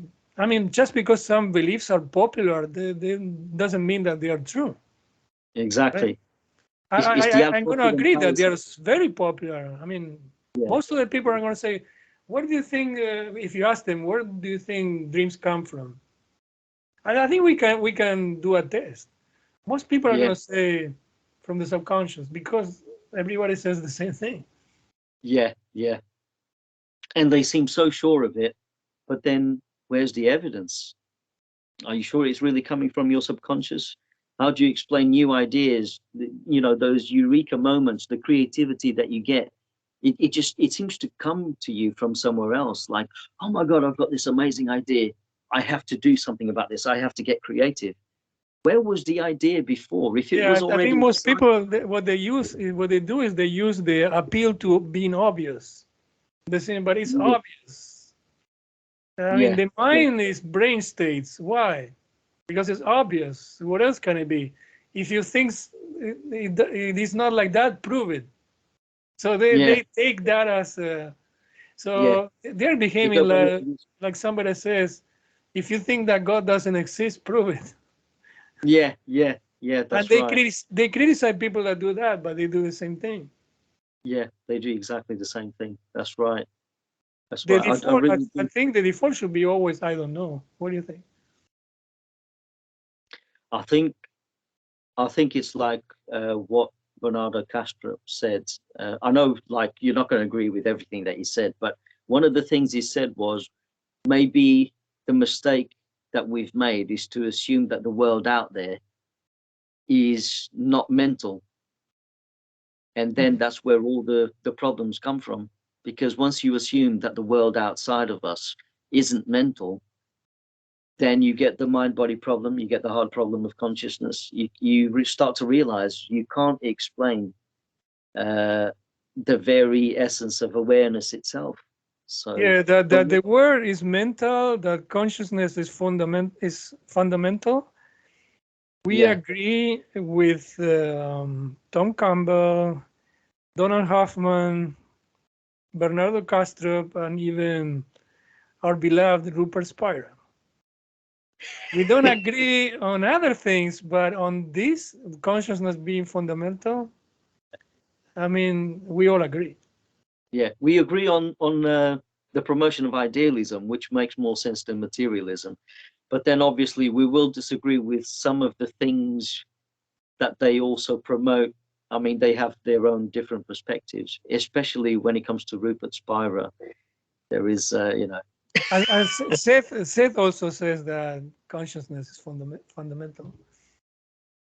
Yeah, yeah, yeah. I read some of the things that you posted from the book, and it's quite striking that he was already saying that back then, and the woman, Jane Roberts, yeah, she doesn't seem like the type of person that would come up with something like that, and because I think her story is that she wasn't that imaginative when as an author, but then all of a sudden when she began to channel this entity, she began to speak words with a different voice and a different intonation, and she began to make all these observations and revelations, and it's just so rich that Yeah, I want to say where is all that coming from? Yeah, I want to say something about channeling too. That even though I think Seth is like an advanced being,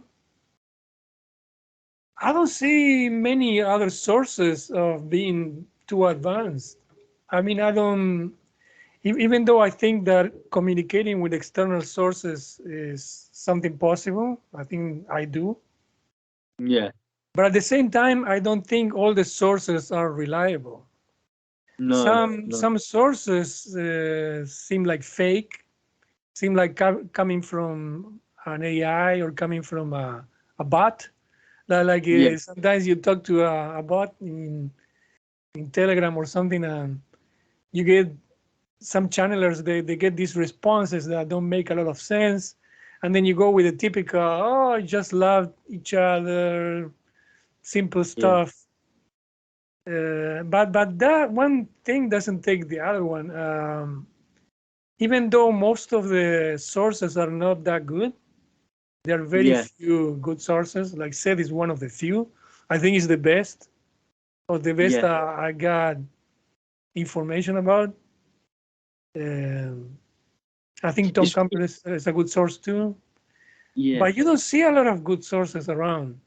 no, and it's funny you mentioned that because even in dreams, and especially when we lucid dream, we can notice this. Some uh, dream characters seem to be more advanced than others, and I'm just remembering some research that was conducted by a guy called Paul Tholey. I'll probably send you a link later on. Basically, Paul Tholey was researching the possibility that dream characters might be conscious. Like that was his hypothesis. He was a Gestalt psychologist, and when he got like a group of subjects, experienced lucid dreamers, to test, whether this is true or not, um, he got the lucid dreamers to ask the dream characters certain questions, or sometimes to perform certain tasks. And the results from the experiment was that the dream characters were really successful at verbal tasks, but when it came to arithmetic, they were really bad. They were consistently bad, like they were as bad as an infant, and more often than not, they got simple calculations wrong. Like, you know, a character would be asked, what's 2 plus 2? And they might say, oh, 5. And then they would, are you sure? And then the character would say 6. Are you sure? And then finally the character might say something like, oh, 4. And I wonder about that. What is that? Why is it that they can be really good at Actually, verbal I skills? also wonder if some channelers did that test too, because I think it's also possible that some channelers channel NPCs too. Yeah, When I talk about NPC, I think it's kind of like an output from an AI. It's like an output from an intelligent system. yeah, Uh, but anyway, it would be nice to being able to communicate, being awake, and have certain communication where you can test that. You can ask arithmetic questions. Like how much start with? How much is 2 plus especially with 2? channelers. Yeah, yeah, yeah. They say 5. I say, "Oh, get out of here!" You know. It's like, It's like you're talking to what's that one, that AI? I think it's chatbot or Cleverbot. There's this AI on Google called Cleverbot, and it's so bad. I think it's one of the earlier versions of AI, but it's hardly intelligent. It's more like a language model, and when you talk to it, the answers it gives you are so absurd. It's so far away from ChatGPT. It's unbelievable. But yeah, it's almost like talking to one of those things in dreams. 2 + 2. Oh, that's 5. And if they take a long time, I say, why are you taking so long? Yeah. And I think I told Michael. Sorry, what? I can't see Seth being that bad though. But who knows?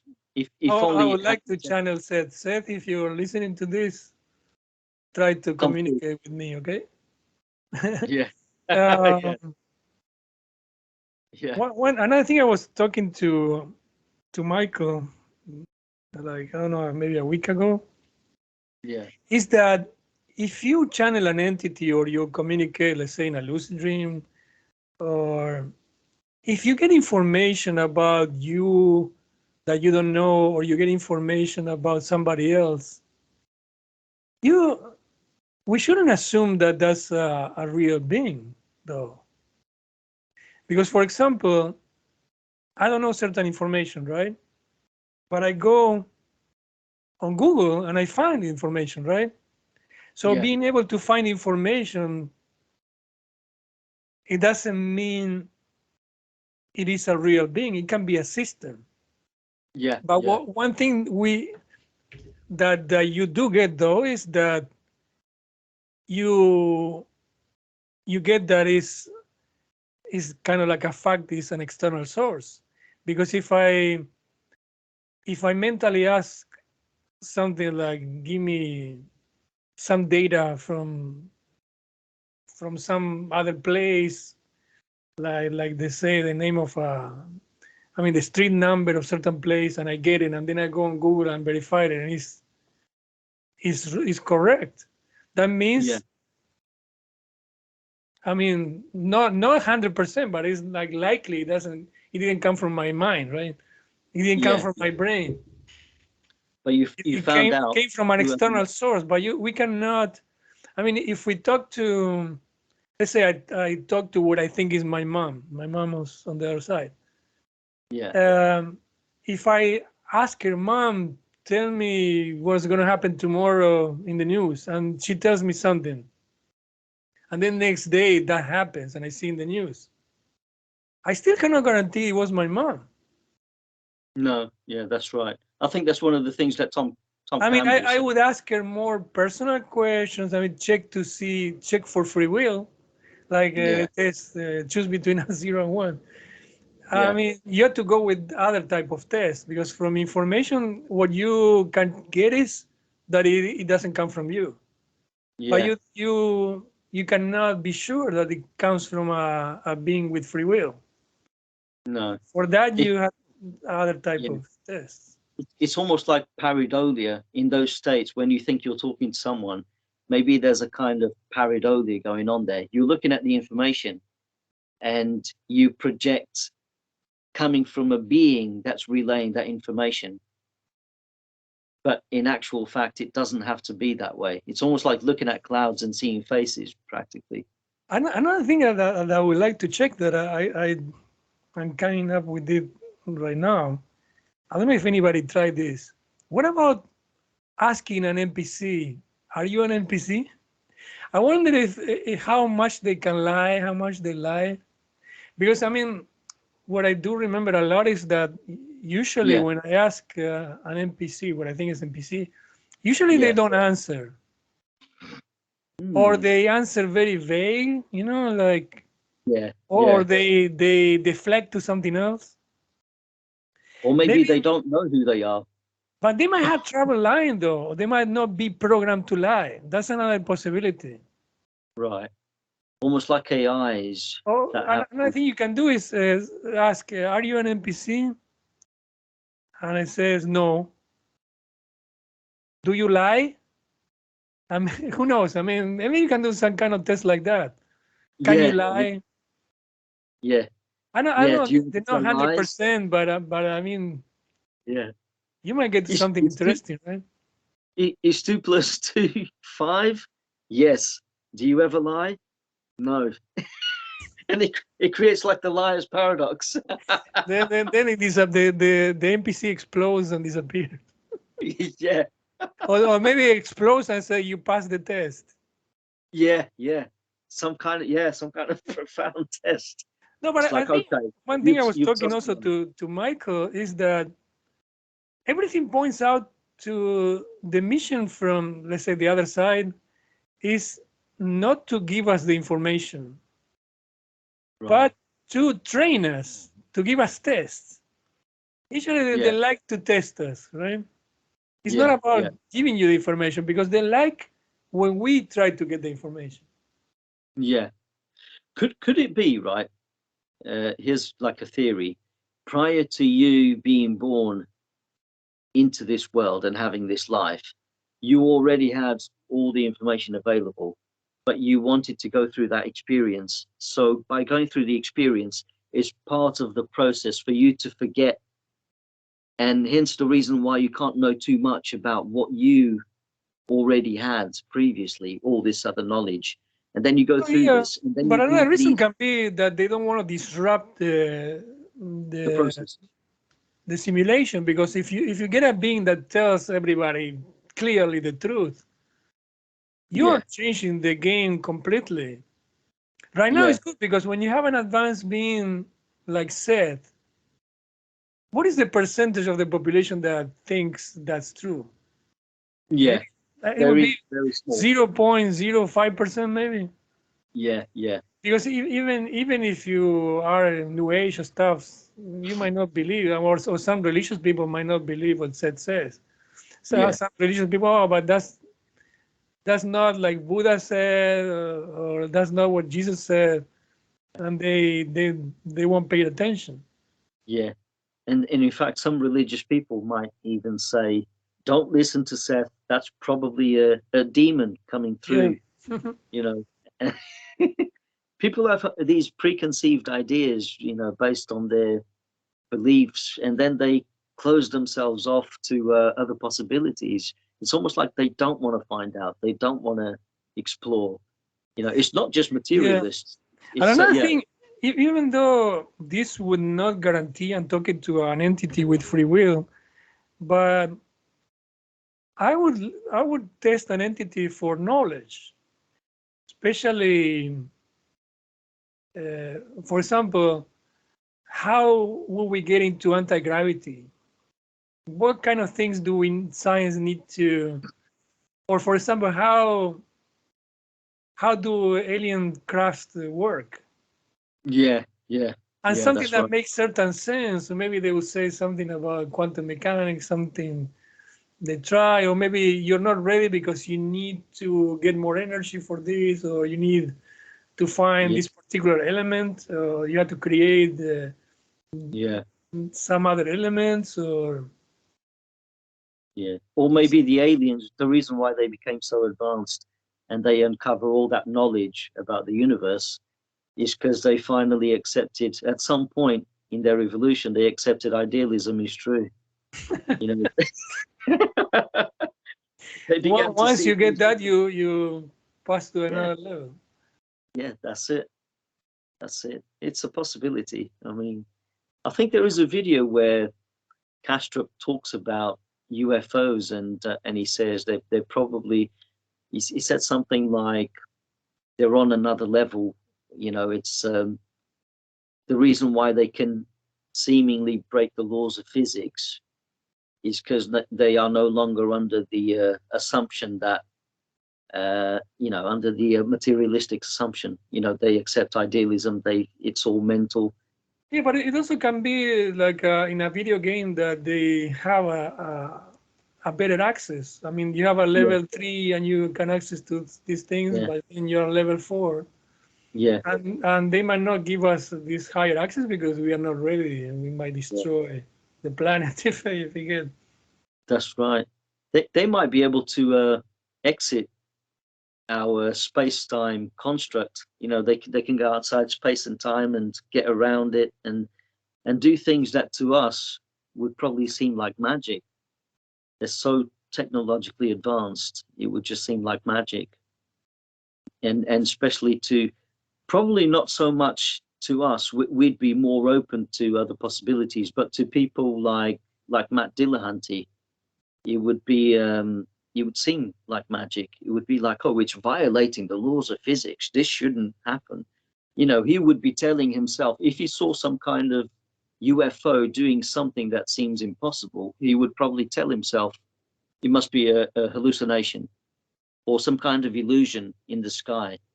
That didn't happen.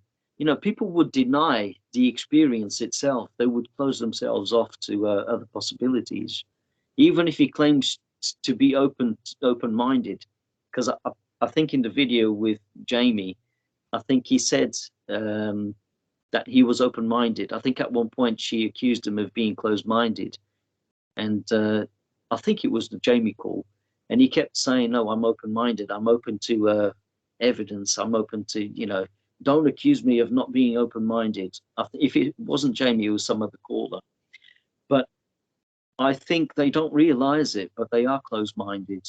It's almost like they live in that box. They can't think outside the box. They, you know, everything has to fit their preconceived map of reality. Everything has to fit that puzzle. It's like, right, I've got this puzzle. I see how it works. I see how things connect, and anything that doesn't yet connect, if there's an idea in my mind about how, you know, about other possibilities, if it doesn't fit my puzzle, the one thing that I already have, then I must throw it out. Then it can't be true. And I think they, by doing that, they stop themselves from going any further. They will forever live in that, you know, closed-minded space. There'll be no progress. It goes against progress. If the minute you start entertaining the possibility that maybe reality is very different to what we think it is, the moment we accept that our intuitions, however strong they seem about reality, could be wrong. And let's face it, sometimes scientists make discoveries about reality that go against our intuitions, you know, like quantum mechanics. You know, when they found out about quantum entanglement, but Einstein said something along the lines of, you know, calling it spooky action at a distance. And then he didn't like the fact that reality seemed to behave in that way. So he said, oh, there has to be some hidden variables, you know, the hidden variables that don't really exist. It's been proven now. I think people tend to hold on to what they think they already know. And then they start forming this conception of reality that they think is right. And they extrapolate from what they already have. But really, that conception of reality is flawed. People should, even scientists, they should be prepared to tell themselves, well, maybe I really had it wrong from the very beginning. You know, maybe, you know, they tend to say, oh yeah, you're supposed to falsify your theories in order to see if they stand the test of time. But I think I've seen so many scientists come up with theories that instead of trying to falsify them, they try to reinforce them. You know, they become like pet theories. It's like, oh yeah, this has to be true. I must find out data out there in reality that somehow fits my theory, that somehow makes it stronger. They fall into that trap as well. And I think that's a mistake. I think there are other ways. I want to go back to the aliens because I let you talk about that, and I wanted to keep talking about the aliens. Two things I want to say. One is that one possibility is that aliens are coming from the non-physical. Yeah. To test us, to not watch us because they can watch us any way they want, but to make sure that they are there, that we see them, so that we don't, so we see that there is a potential power there that can stop us from trying something. But one thing that is I find it curious that they don't attempt a communication that is seen by a lot of people. Regarding that, I thought of two things. One is, if it's only from the non-physical, these aliens always come from the non-physical, that makes some sense. Is because they manage how much they want to interfere in the game. Yes. They want to do something, but they don't want to interfere that much. Yeah. But another possibility is because apparently we have some alien craft, some in the US and maybe some in other parts of the world. And also they claim to have some alien bodies. Yeah. I think there's a current hearing going on about secret craft, and apparently these companies that were supposed to keep it secret, they now want to rid themselves of this technology for a good sum of money, but then there's like several things which are stopping them to do with secrecy. And I don't know if you've noticed recently, there's a congressional hearing about these secrets, and some guy called Grush, I think his name, I know. Is Grush. Yeah, he came out saying that he was in touch with people who worked for these agencies. What I wanted to say about this is that to keep consistency, there might be real aliens too. Yeah. But then what I think is possible is that, let's suppose that, let's now assume, because the first assumption is simple, if there's everything non-physical, it still can be everything non-physical because they can fake a body. They can throw an alien body from the non-physical, right? They can still, but let's suppose now that there are some aliens. Another possibility is that the aliens can be very powerful too. Yeah. But maybe they are stopped. Maybe they know, because from the non-physical, they can read their minds, they can know what their intentions, right? And they can say, well, you want to interfere with Earth? We wanna allow it. Yeah. They might get a direct communication from the non-physical saying, I'm sorry guys, but we wanna allow you. Yeah. Yeah. And maybe they already know that they are not allowed to do that because they know that they can be stopped from the non-physical. Maybe they already know that this is a simulation and they won't try. Maybe they try. It's like somebody says, okay, if you want to steal something, don't be so obvious. Just steal one or two things. So they allow these aliens to go and contact some people, make some abductions here and there. But if they see a big thing, they might be stopped.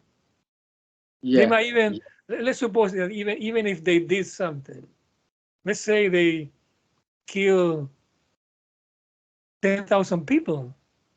From the non-physical, you can rewind the simulation to before those 10 people were killed, put them back. And send the alien craft away, and then even with a message saying, don't try that again. Yeah, that's right. There are so many possibilities, really. I've seen strange things in the sky. I've never seen aliens, but I've actually seen at least five UFOs in my lifetime, because I'm always looking up at the sky. I've got a telescope. But one day I actually called Truth Wanted about this. I can send you a link to the clip where I describe me and my wife. We saw this UFO, and it was really strange because at first, when I noticed the object, it looked like a plane on fire, right, coming from the distance and getting closer, and it was massive in the sky, and it looked like it was about to crash. But when it got closer, and I was saying to my wife, "Do you see that? Do you see that?" And she goes, "Yes, I see it. What is that?" When it got closer, and by the way, it had no noise. It was silent, and it was traveling faster than a plane. So already that seems to defy the laws of physics. And it got closer. When it got closer, you know, the trail of flames suddenly disappeared, and the object became round. So imagine like a round object. So it changed the shape. Changed the shape. It changed its shape, and it became luminous, and it was round like that, like a luminous flying saucer. And he flew over us, and as it was flying over us, I was like, "Oh my God!" And then it flew really close. Must have been huge in the sky, and then it began to gain altitude. So it began to decrease in size, and it began to gain altitude. And I said to my wife, look, it's there, it's going up. And it went towards some clouds. And when I pointed at it, it became see-through, transparent. And my wife couldn't see it anymore, but I could. And I said to her, "Look, I see it, it's there." I could see an outline, like a pale, thin outline of the object, and I could see the clouds going through it. You know, like see-through, and you can see the clouds going through it. And like it was cloaking. Yeah, and he was traveling, and he made no noise. You didn't have cell phones at that time? When was that? I had cell phones. The whole thing, I really wish I could have filmed it, because it would have been an amazing video. I wish my cell phone was in my pocket, and I was so mesmerized. I didn't have time. Oh I didn't my even God, you didn't think about filming? And now I always think, if I see something like that again, because I'm looking out all the time in the skies, if I see something like that next time, I'm going to film it, because honestly, Claudio, it was the weirdest thing I've ever seen. I've never seen anything like it before in my life, and there's no explanation for it. It's not a helicopter. It's nothing that could possibly be man-made. And what was really strange about it is that it didn't make a sound, and it was traveling faster than a plane. So I don't know. To me, the possibility that it might be alien makes more sense than it's some type of secret technology made by humans. It was that strange. I couldn't believe it. Do you know if other people that they saw that? It was at night. It was at night, and it was quiet. The neighborhood was quiet. Everyone was inside. I was the only one outside with my wife, looking up at the stars. But you didn't see any news about it? No, nothing. I saw no news about it. I saw no one told me about seeing this strange object in the neighborhood at the time. I reckon we were possibly the only ones who saw the object, unless someone in a different part of town, like maybe a few miles away, saw the object, filmed it, or kept it to themselves. Was it completely dark, or was it was luminous? No. I mean the sky. How was the sky? It was totally at night, totally dark. The stars were out, right? It was a fairly dark sky, but the stars were out. But then there were some lampposts, so there's some light pollution. So the sun was gone already, totally gone. The sun. It was after sunset. Oh, the sun. Yeah, the sun was totally gone. This was like possibly closer to midnight, so it was dark. Okay, but you could see stars. Yeah, you could see stars in the sky, but you could also see some clouds here and there. And when it first appeared from one side of the sky, and it was approaching, and it looked like a plane on fire, it was from a part of the sky that was clear, no clouds. But then as it began to gain altitude, it began to dim its light somehow. It became like transparent, and my wife couldn't see it, but I could see it, and I could see clouds going through it, and then it disappeared into the clouds, and it was gone. And you know, when you see something like that, you feel like really strange. It's like you know, I felt chills down my spine. It felt like I was looking at something that I've never seen before. Did you guys tell other people? Yeah, I told other people. Most people I say it to, they say things like, "Oh my God, if I saw something like that, I would run inside." You know, like people make these comments, but I was completely mesmerized. It's like I felt like weirded out, and somehow I wanted the object to land, to come down completely and land. Did you wave at them like this? I pointed at the object, but you I didn't didn't wave. I didn't wave. I mean, I've seen other strange objects. This was the most amazing one, but there was another one, which was that I saw just last Christmas, on Christmas Eve. And the funny thing is, this object was actually flying, but it was higher in the sky, and it was a smaller object, and it was like a string of lights, like red, green, and yellow, but it wasn't blinking like a plane, and it was coming towards the house in the sky. And I said, "Oh, look!" And then we even made a joke about the object being Santa's sleigh. You know, it's like like Santa's That's what I was sleigh. thinking. Now it's gonna bring the gifts. Yeah, so I started waving at the object. I even went, "Hey, hey," like that. And the funny thing is, the object, one of the lights became really bright, like it was signaling back, like a yellow-orange light signaling back. When I went, "Hey," it was like signaling back. It stopped in the sky, created the signal. I took it to be a signal, and then it dimmed that light again. It became like the same string of lights, and then it flew away. You know, like one direction, and then it curved, and then it disappeared in the sky. Well, That's it's like another saying yeah, it's like saying hello. hello. It's like saying hello, yeah. But the one that looked like a plane burning and then became a massive luminous flying saucer, I wish I had done something more. I wish I had filmed it. I wish I had filmed it. But I did call Truth Wanted, and I described the sighting. Oh, And the guys said something like, "Oh, maybe it's interdimensional beings." You know, the host of the channel, he calls himself Objectively Dan. He made a joke about saying about Doctor Who. Oh, maybe it's Doctor Who doing strange things in the sky. Yeah, something like that. I can send you the link. But yeah, it's I've never seen aliens, but I've definitely seen some strange objects in the sky, and that or maybe they were aliens inside, but you don't know. Yeah, that's what I think. I mean, it makes sense to think that there's someone inside. It couldn't be a massive drone. That object was too big to be a drone. In fact, it was bigger than a plane, I reckon, bigger than an airliner. So there has to be something inside, some pilots or some type of crew.